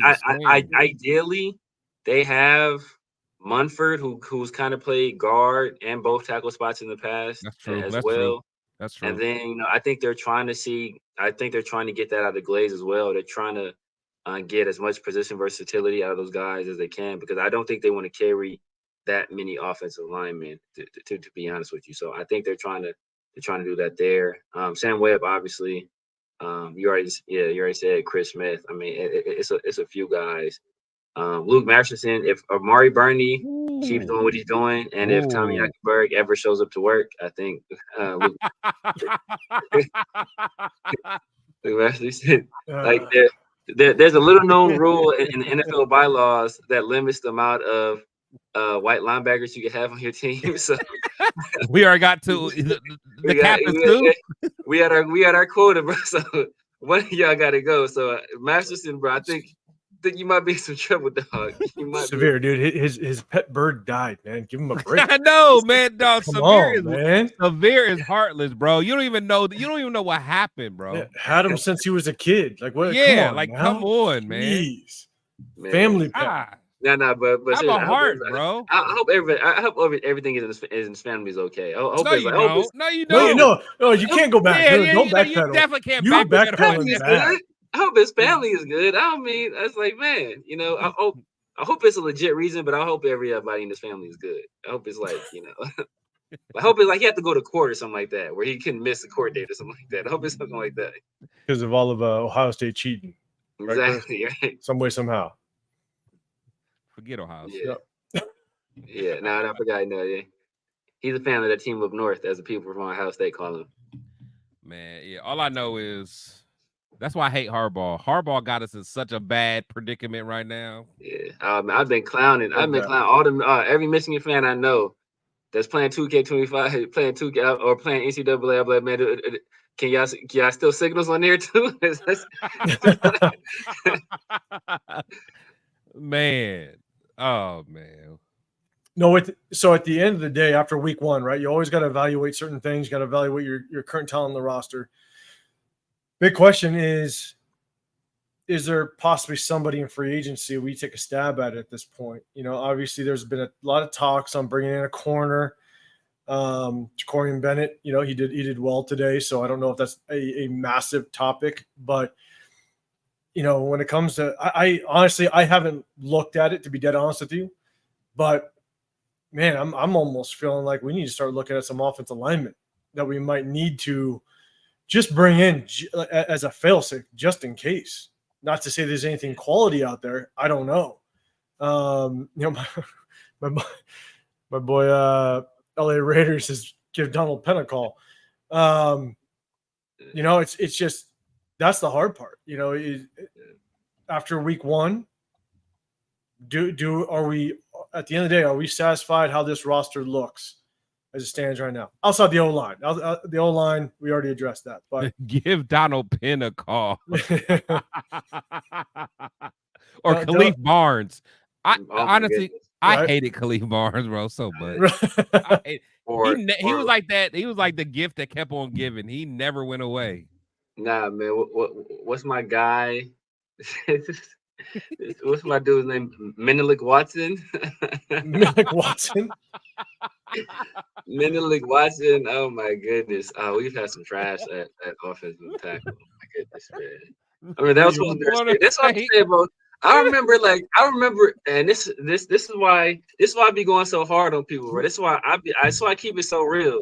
So I remember having like legit conversations with people when I was like a super homer, like, bro, Menelik Watson is going to be our like he's going to lock down that side of the offensive line. Like, and I felt that in my heart of hearts. Like, yeah, you did.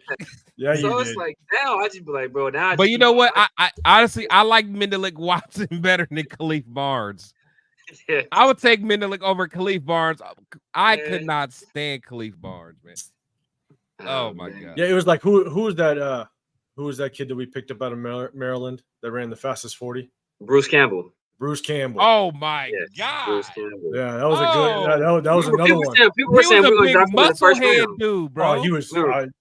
People thought we would draft him in the first because he like blew up the combine. He was super muscled up. He had crazy long arms. He ran that freaky 40. People was like, oh, the Raiders are going to take this. Tyree Wilson. That was right after we drafted Darius Hayward-Bay. We drafted Darius Hayward-Bay the year before. So they're like, oh, the Raiders just could do anything. So he was a Tyree Wilson on the offensive line, bro. Yeah, man.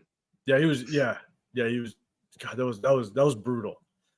Hey, Myra, I gave you clear directions. Can you please put the 3 of our links in the comments? You keep talking to the 49ers. This guy right here. Yeah, you keep talking to that guy. Myra, I gave you clear direction. I Raiders need you to put the 3 links of us 3 in the comments, please, dear. Thank you. I would say this though. I would be remiss if I didn't say I saw it in the chat earlier. Congrats to my guy, Protect the Shield on hitting 3K. 100%, absolutely. All I have to say is pizza rolls, and Chris knows what I'm talking about. Chris knows what I'm talking about. You know exactly what I'm talking about. Shout out the rundown. That was a great show earlier, man. But you know what? Shout out to 805 because I've been watching his channel, and I'm like, man, this dude started after me, and this dude just gets crazy. He gets crazy numbers, bro. I really rock with 805. Man. 805. Oh yeah, man, for sure. Hey, 805. He's different. He's different. No, I appreciate you. Real quick, not to extend it. I want to be good with your guys' time, but I think all of us. I'm good. New. As long as you want to go, I'm good. So if Severe good, then I'm good, brother. Hey, I'm about to finish my bottle. Don't say that. I'm gonna fill up my ice chest again. I got a little. Look at this, dude. I came prepared this time because I still got the same bottle. One day. I still got the same bottle, but I bring a cooler right next to me this time. Oh, I ain't that good. Yeah, I can't I can't do a cooler. I'll do a bottle. I'll do a bottle in a day, but I can't do too much more. I'm with you. So real quick, we all started around the same time. I posted my first video back in week 3 when we played against the Steelers last year. And so, Chris, I know you started fairly recently. Last April. All listeners, all that. Why'd you start your channel? You know what? I started my channel because we were like, I got tired of listening. Like, honestly, I started because I was in the right in the middle of the civil war of Raider Nation, of Carr. Derek You Carr either and all. love Carr, you didn't love Carr, and I got so tired of it because like I'm a fan. I'm from Ohio, man, so it's like I don't get into a lot of the politics that go on in California and all that stuff. I'm just a Raider fan. I love my team. I go travel to go see my team. But I got tired of people that just put players before the brand, before the shield. So therefore, I'm like, you know, and I got tired of debating people that really didn't know football. And I'm like, man, what am I doing? Like, why am I spending all this time debating in chat rooms and debate? I'm like, you know what? I'm gonna try to create my own platform. And I'm like, what do I want my platform to be about? Like, what do I stand for as a person? I'm like, man, the shield comes first. So then I kind of went through that. I'm like, it's all about the shield. And I'm like, you know what? Protect the shield. I'm like, you know, honestly, and that's how I came up with this.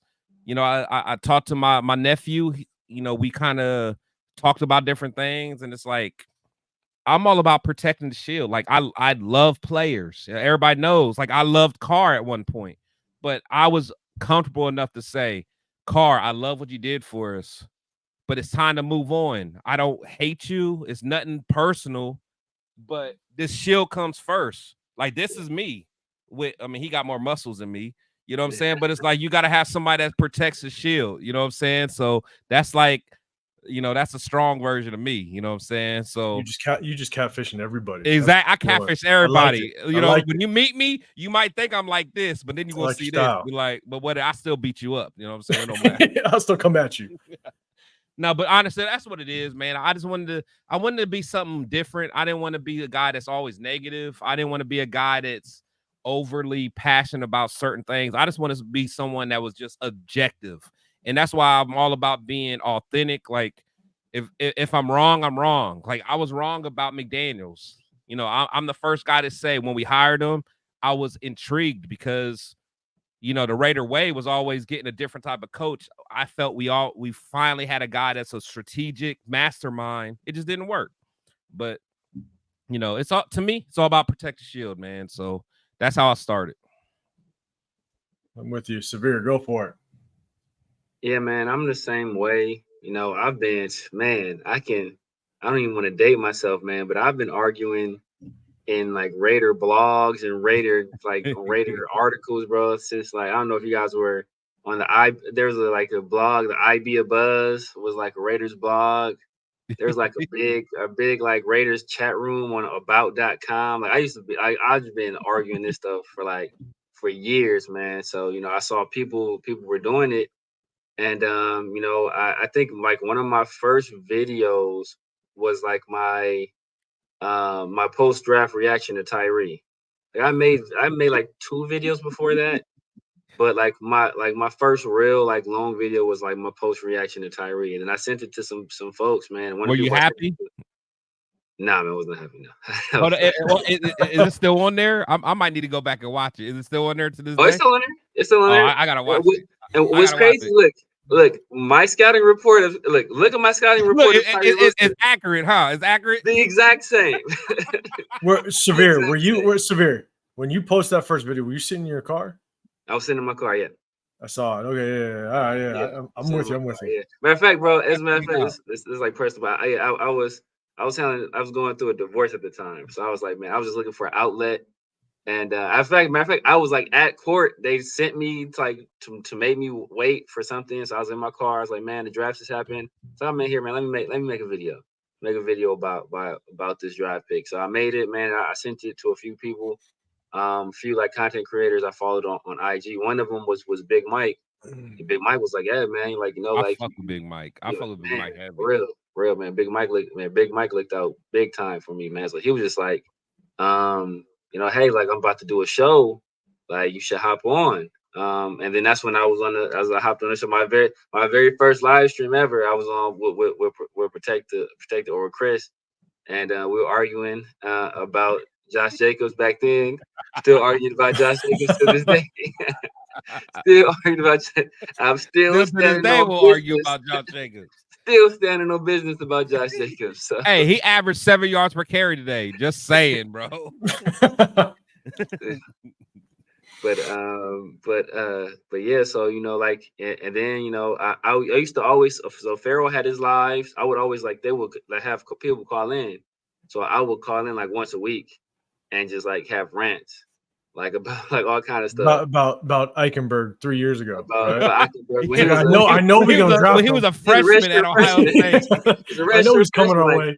3 years from now, we're gonna draft this dude. That's all kind of stuff, man. His bird's gonna die. The main thing I would argue about on there was that my main thing, like this, they knew me as a CJ Stroud guy because I was my thing was like, we need to draft CJ Stroud. I said back then, by his 3rd year in the league, CJ Stroud's gonna be a top 7 quarterback in NFL, man. And I said he was Joe Burrow with a little bit better arm strength and more mobility. And I said he was going to be special, and that if we didn't figure out a way to get him, we would regret it. And that seems to be holding true. Let me ask you though, because I'm a firm believer that quarterbacks, there's so many variables that determine whether a quarterback's going to be good in the NFL. Yeah. It's the product around them. It's the coaching staff, it's the offensive coordinator, it's the passing coordinator, it's the quarterback coach, the whole nine, right?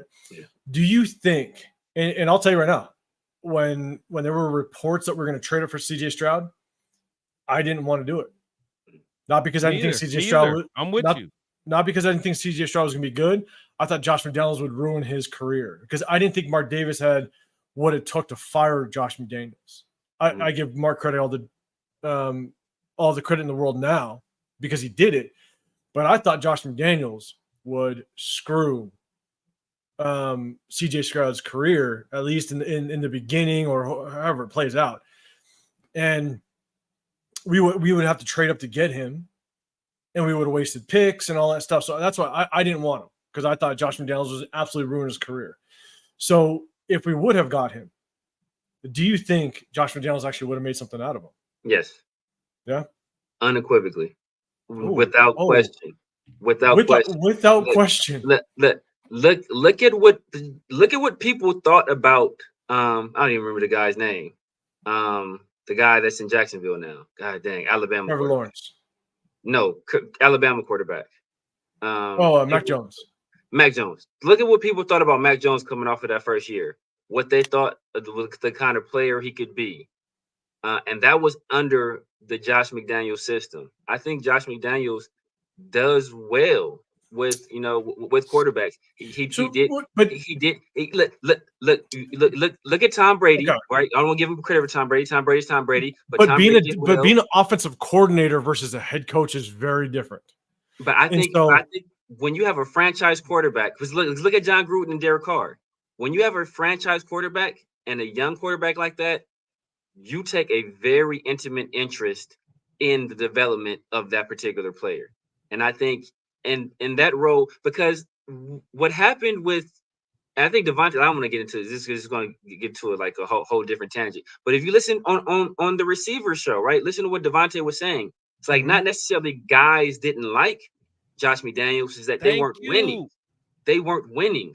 So if I'm beating your head in every day, I'm criticizing you in practice, I'm going ham, and we're not achieving the desired result, like, and you haven't changed anything, then like eventually people are going to turn on you. I don't think we lose all those 1-score games in the beginning if we have a guy like CJ Stroud. I think we do. I think we do much better. So I think you build some equity with the team, and that allows your young quarterback to also develop. And I think CJ Stroud is he's just the kind of person who I think can still thrive under duress. Chris, I'll let you go, but give me. Go ahead. There's a big difference between demanding perfection, winning, excellence, and being able to coach it. and coach it to a 53-man squad. That's a good point too. That's a good point. True. You know what I'm saying? Like there's a big difference. Like you're not just coaching to the superstars because this is a team sport. Like Devonta Adams is going to perfect excellence, right? Or demand excellence. Same with Max Crosby. All those, like there's levels to coaching. Yeah. You are what you're as good as your weakest link on the offensive line. Well, same with this football team, right? If injuries happen, you bring somebody in, you better hope that person performs, because as a unit, you have to perform well. And you have to make sure that you could reach out to the team, not just superstars. And yes, Devonta Adams demand excellence. Same with Max Crosby. I get it 100%.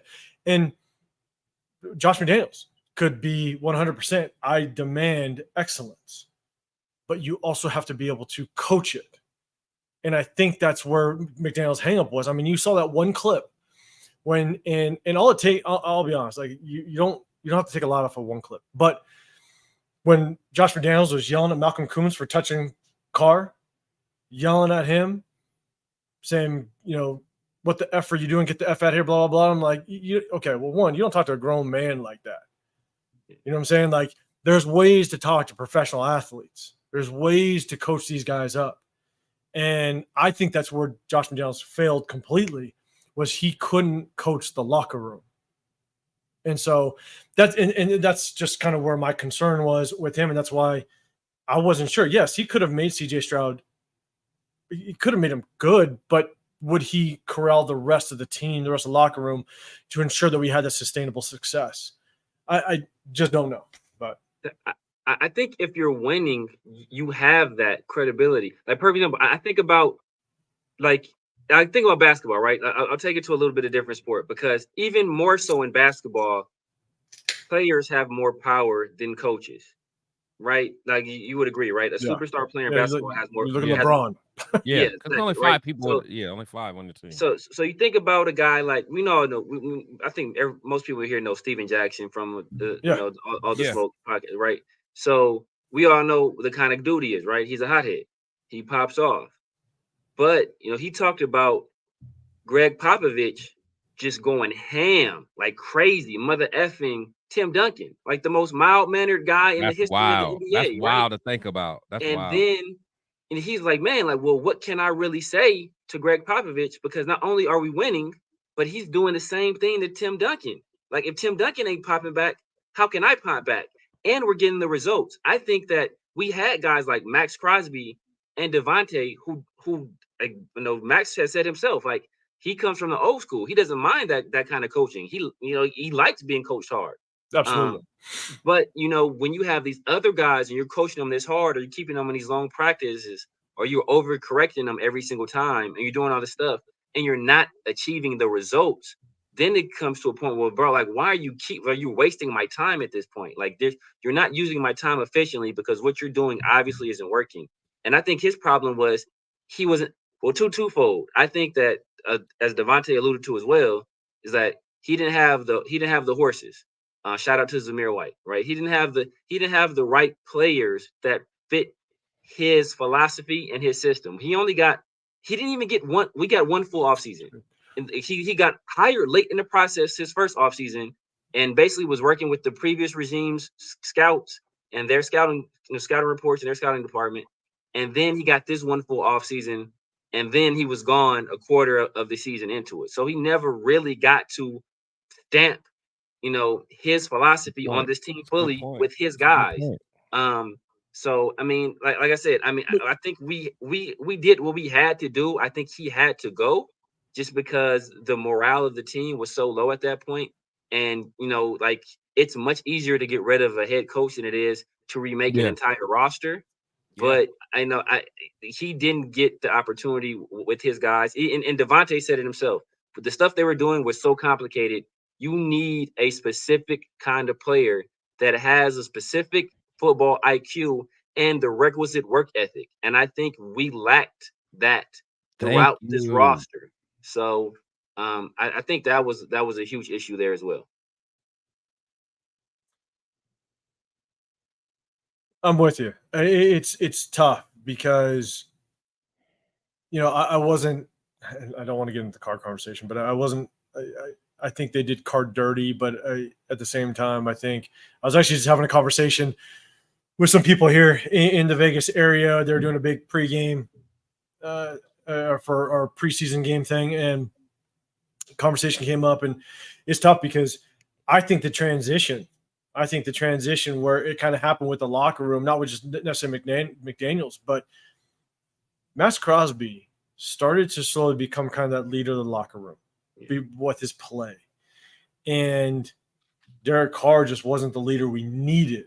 Yeah. He was a leader. Yes. But he led it in a different way. It was more emotional, right? Where Max Crosby had just a different way of leading. And I think the locker room was more willing to get behind the Max Crosby way as opposed to the Carr way. And there was that meeting of the road a little bit of who do we go behind? Who do we follow? And so, yeah, I think that it was good to move on from Carr. I may not have been a fan of it in the situation because I think I wasn't a fan of McDaniels. But I think at the end of the day, moving us more towards the Max Crosby way is the Raider way, which I'm a complete fan of. So, I'm excited about that 100%. I think this just the mentality, and you look at AP. AP is bringing a whole nother vibe to this. Agreed. Yeah. And there's been all the talks, which is going to come up real big in the next couple of weeks because we obviously play Vegas. Or sorry, we play LA week 1, right? Yeah. But it's home game in LA. Home away game. Hey, are you going to that 805? That's still up in the air. You need to, man. We gonna have a good time, man. You gotta come on out. So a little bit about myself. Since I was 18 years old, I'm 41 now. I'm old, kind of. I'm your age, man. No disrespect to the people older than me, but when I turned 18, me and my buddies back in Southern California, we would go to a Raider home game every year. Never missed one. And they're all going to that home opener. Same guys. And I'm like, damn, okay, I think I got to get there. But I'm planning on being there for the home opener here. I'm in the Vegas area. Yeah. So I'll be there for the Carolina game. Yeah. And then I'm going to go to. You going to be at Cleveland? You going to be at Cleveland? No, I ain't going to Cleveland. Damn. See, I'll be at that week 4. Are you in Cleveland, Chris? No. The game's in Vegas. We're playing Cleveland. Okay. We play Cleveland though. We do play Cleveland. Yeah. But it's right. in Vegas. I don't. But no, I'm in Columbus though. I'm in Columbus. I'm in the Buckeye City. Oh man, that's crazy. Buckeye City. And I'm Michigan, so I'll be beating Buckeyes up all day. Hey, so I'll give you guys a quick story. So obviously diehard Raider fan, and I moved to Texas in 2015. So I was there for about 6 years, and then I moved to the Vegas area in 2020. And I'll tell you right now, I wore all my Raider stuff everywhere in Texas. Yeah. My wife was just like, "You're gonna get in fights." So I was like, "Yeah, I'm probably.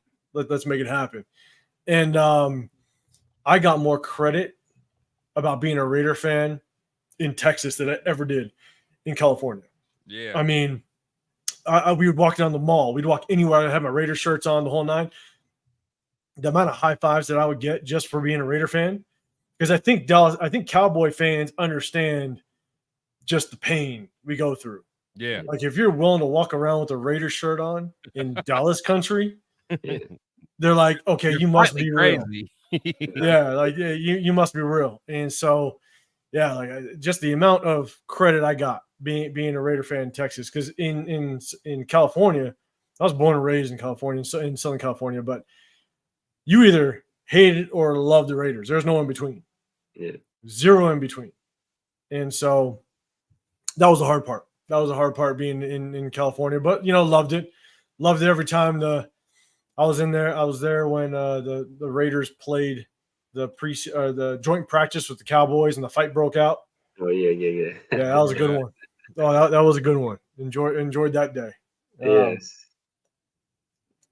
But no, yeah, man. Kind of like wrap back around. You guys started a channel just I started my channel because I stopped coaching like 4 years ago. Yeah, what's your story with the coaching? Did you play too? Did you play some and then Yeah, so I played all the way JB. up into basically junior college, and then I broke my collarbone, and I have the typical story of just injuries plagued me. Yeah. Actually, Jack Jones, Moore Park College. You know, he that was his JC, and so that's in Southern California. And then, and then I got into coaching. I coached youth and high school ball over in Southern California. Then moved to Texas and coached ball there. And so collectively just coached 23 years of football and played for about 15 years. Nice. And so, but I stopped coaching. I stopped coaching because I was like, look, I have a full-time job. I held the full-time job through all my coaching years and playing years. And I wanted to give my time back to my wife and my kids because I got 3 girls. And, you know, the way I coach, it took so much time away. And so I feel that. And so I said, you know what, it's time. So I stepped away, and then we moved here in the Vegas area in 2020. And I'll be honest, I just kind of was like, look, I was getting that itch to coach, but I didn't want to coach because I didn't want to put that time back into coaching. And because I already, when I met my wife way back in the day, like she met me when I was playing and coaching and working. And so our life evolved around our kids and my work and my coaching. And so I nixed the coaching, and I was starting to get that itch, but I was like, you know what, I'm not going to coach. But I was like, you know what? I was so fed up with just how the Raiders are, like Josh McDaniels. The Josh McDaniels did, like it got me so mad. And it was after that Bills game, opening drive. We score on the opening drive. And then we just fall flat the rest of the game. I'm sitting there going, okay, I'm done. Like, I'm going to go on here and just talk. Like, I'm just going to take my experience, my knowledge, share it, get some feedback. And I was like, look, I'm just going to talk. And you go back, if you see my very first video, there was a week span of me having the idea of doing this and posting that first video. Yeah, that's how it is. It's hard to start, bro. Yeah, but I was like, I didn't know what I was doing. I had no clue. But I was like, you know what? I'm just going to go in here and I'm just going to try.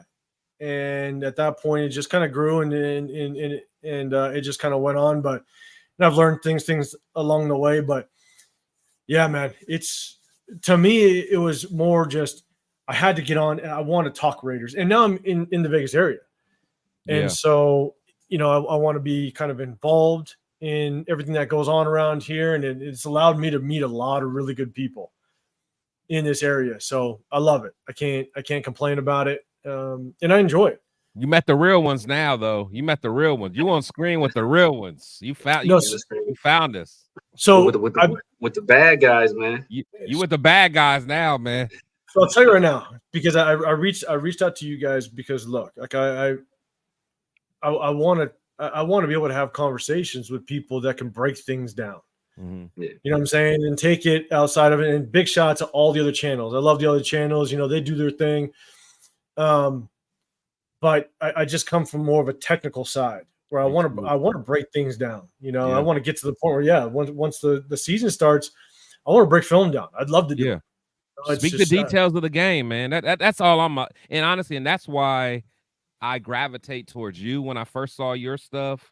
And Severe know how I feel about him. Cause like I said, his very first joint I was on with him, and I'm like, I'm listening to it. I'm like, oh, he gonna be a star. And in my mind, I'm like, oh, nobody hip to him yet. I was in his DM like a female, like, hey, bro, you want to get on the show? Hey, he gave me a cold shoulder for damn near a year. So here, look at this. The one thing, not the one thing, but like the thing, Severe, that I like about you is, man, bro, you have a memory about old school stuff. You're like, oh, do you remember back in 2014 when this happened? I'm like, no, like I don't. But you're like, but this happened on this down and blah. I'm like, damn, bro, like your memory is legit. You'll be like, oh, remember, like you spit off players that were like 4th string that got cut week 3 of the preseason type of thing. I'm just like, yeah, I don't know. My guy Striker Sulak, whatever. Right. See, I'm telling you, it's just like, but you say things that it triggers my memory again. You know what I'm saying? It's like, and so that was when you and Farrah would jump on and stuff like that. It's like you bring up old school stuff too, which is cool because it's like you brought up the whole Colton Miller thing. Yeah.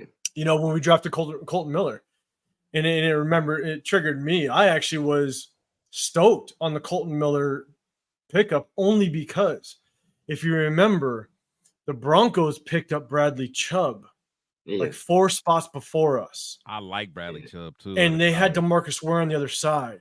Yeah. And prior to that, there was another player I wanted us to pick. I forget who he was. But as soon as that pick happened, I was like, crap, we need to go offensive tackle. Derwin? Was it Derwin? Derwin James? Was it Derwin? That was that same draft. Yes, I think it was, actually. But I remember as soon as the Broncos picked up Bradley Chubb because they had DeMarcus Ware on the other side, I was like, oh crap, we got to go O-line. Yeah. And so I was actually with a bunch of people in Texas at the time, a bunch of Raider fans in Texas, and they all wanted somebody else. And as soon as the Broncos picked, I was like, no shit, flip it. We need to go O-line. And everybody's like, no. I'm like, no, they have DeMarcus Ware and Bradley Chubb now. We were hurting on the O-line. We need to solidify this O-line.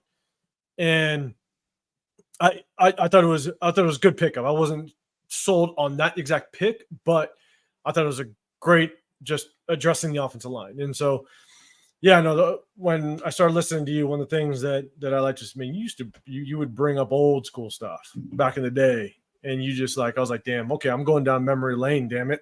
Yeah. All right. Been watching this team for a long time, man. I've been knowing some old school people, man. Like people forget Orrin O'Neal. Remember Orrin O'Neal? What? Orrin O'Neal, man.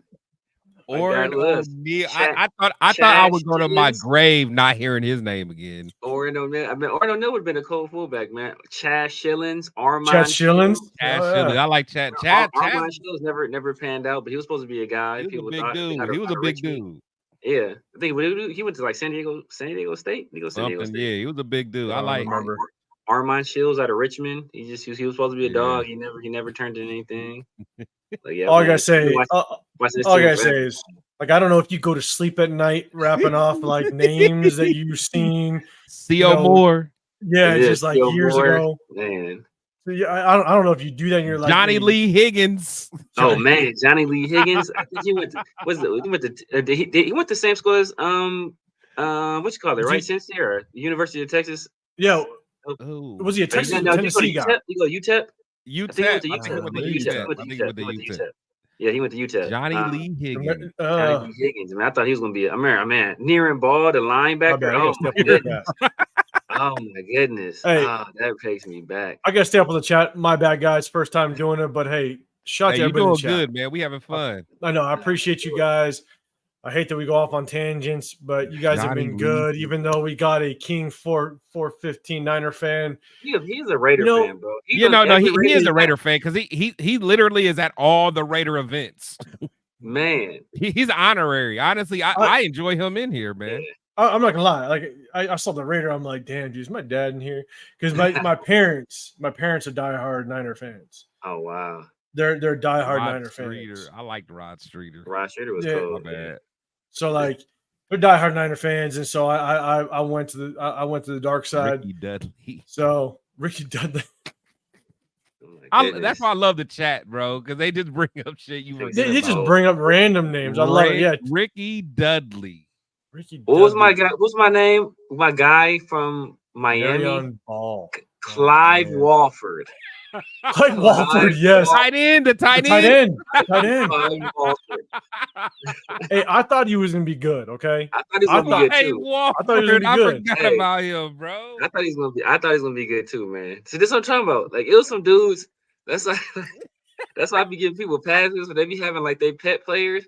It's some dudes that I just swore up and down, like, yo, this dude is gonna be a dog. Watch. Watch. You know who the one I thought was gonna be good was I really thought Arden Key was gonna be good. I thought Arden Key was gonna be good, and then who was the guy that we got? Shalik something. Shalik. Oh, Who's the name? Shalik Calhoun out of Michigan State. Shalik Calhoun. I thought Shalik Calhoun out of Michigan Shalik State. Calhoun was gonna Oh, be man. fire. He Yeah, never turned Clemson, into right? anything. Nah, Shalik Nah, Calhoun. I yeah, think he was like Michigan Michigan State, wasn't he? Michigan State. Yeah, I thought, yeah, yeah, yeah. Michigan State. I thought he was gonna be a Yeah, dog but too. he was the one that had Doug Jolly. He was the one that had didn't he end up having like a knee issue coming out of college or something? I don't remember, but like He was- I think Shalik Calhoun, he led the Big Ten in sacks. Yeah, like he was a dog. yeah, like he was supposed to be nice, bro, and then he just man. I just remember Shalik Calhoun could have been just the trend of just injured players after what was it? DJ Hall. Man. They had like DJ Hayden. Hayden. DJ They had Hayden. like the open heart DJ surgery Hayden before almost drafting him. died, bro. He had a heart issue. He almost died. R.I.P. injury. Too, man. Yeah, R.I.P. DJ Hayden. Yeah. He ended up dying? Yeah. He did. What was crazy is that he died in the car crash. And remember, I remember that he had a heart issue. The issue he had, that heart issue he had, like they was like, man, yeah, we usually only see this type of heart injury like in car crashes, and then he ended up dying like years later in an actual car crash, which is like, oh, that's crazy. Crazy. It's crazy. Crazy. No, I could not go to that one. Heisman. So a bunch of our boys back in the day, we went to the Rose Bowl with Charles Woodson. When he played and all that stuff, and no, I could not go to that one. I wish I could. I remember that going down, and I couldn't. But yeah, out that year, I remember. Man, Woodson, Robert Gallery. God damn it! Who was that center we took? What was the center we took in the second round out of Virginia Tech? Shit, what's his name? We drafted Robert Gallery first round. We drafted the center second round out of Virginia Tech. I forget his name. I'm still mad to this day because, man, that's like when I really first started getting like super into the draft, bro. And I was a big Megatron fan. But then I wanted us to draft, and I think Brady Quinn was like probably the top quarterback prospect that year. But then wait, what year? Oh, you're talking about Jamarcus Russell year. Jamarcus Russell, yeah. Well, yeah. But Robert Gallery. Who else was in that? That was Larry Fitzgerald. Roy Williams. I think AP. I think Adrian Peterson was in that draft. I think. Well, yeah, that's the Jamarcus Russell. I'm talking about the Robert Gallery. That was Larry Fitzgerald, Roy Williams. Oh, maybe Roy Williams. Yeah, Larry Fitzgerald, Roy Williams. Yeah. Who else? It was other dogs, but Larry Fitzgerald was the guy I wanted that year. I played wide receiver, so I always wanted wide receiver. Yeah, every year we need, but we always needed one. We always needed a wide receiver. Detroit always got him. Bro, yeah, man. Hey, but hold on. You know what? Now, okay, and sorry, 805. I gotta ask you guys this because I always bring this up. Well, Chris, you keep talking. I'm gonna see if I can switch this to see if this works. Hold on. My bad. No. What if I'm gonna do this? How do I get Severe on the screen? Oh, wait, he was on there. You and Severe on the screen. It was just me. All right, hold on. Wait, so what are you trying to do? So I gotta run. I gotta run. Turn the light on real quick. Oh well, here we'll just remove yourself, and then just me and Severe will be on there. But change the format. Change it to like the there you go. Yeah. Okay. All right, Severe, I got this for you because everybody think I'm crazy, and you was a. What's your thoughts on Lane Kiffin? I think I am the only one on this planet that understood Lane's vision. And I've always liked Lane Kiffin. I'm not mad at Lane Kiffin. I don't think he was a bad coach. I love the vision he had for us. But Al Davis during the end of his years, his senile years, messes up. Lane Kiffin would have got us all the way together. So I want to know, what's your thoughts on Lane Kiffin? Maybe it's just me, but I want to hear your thoughts. So I have mixed feelings on Lane Kiffin. I think that Lane Kiffin he should have never got the job. He should have never got the job.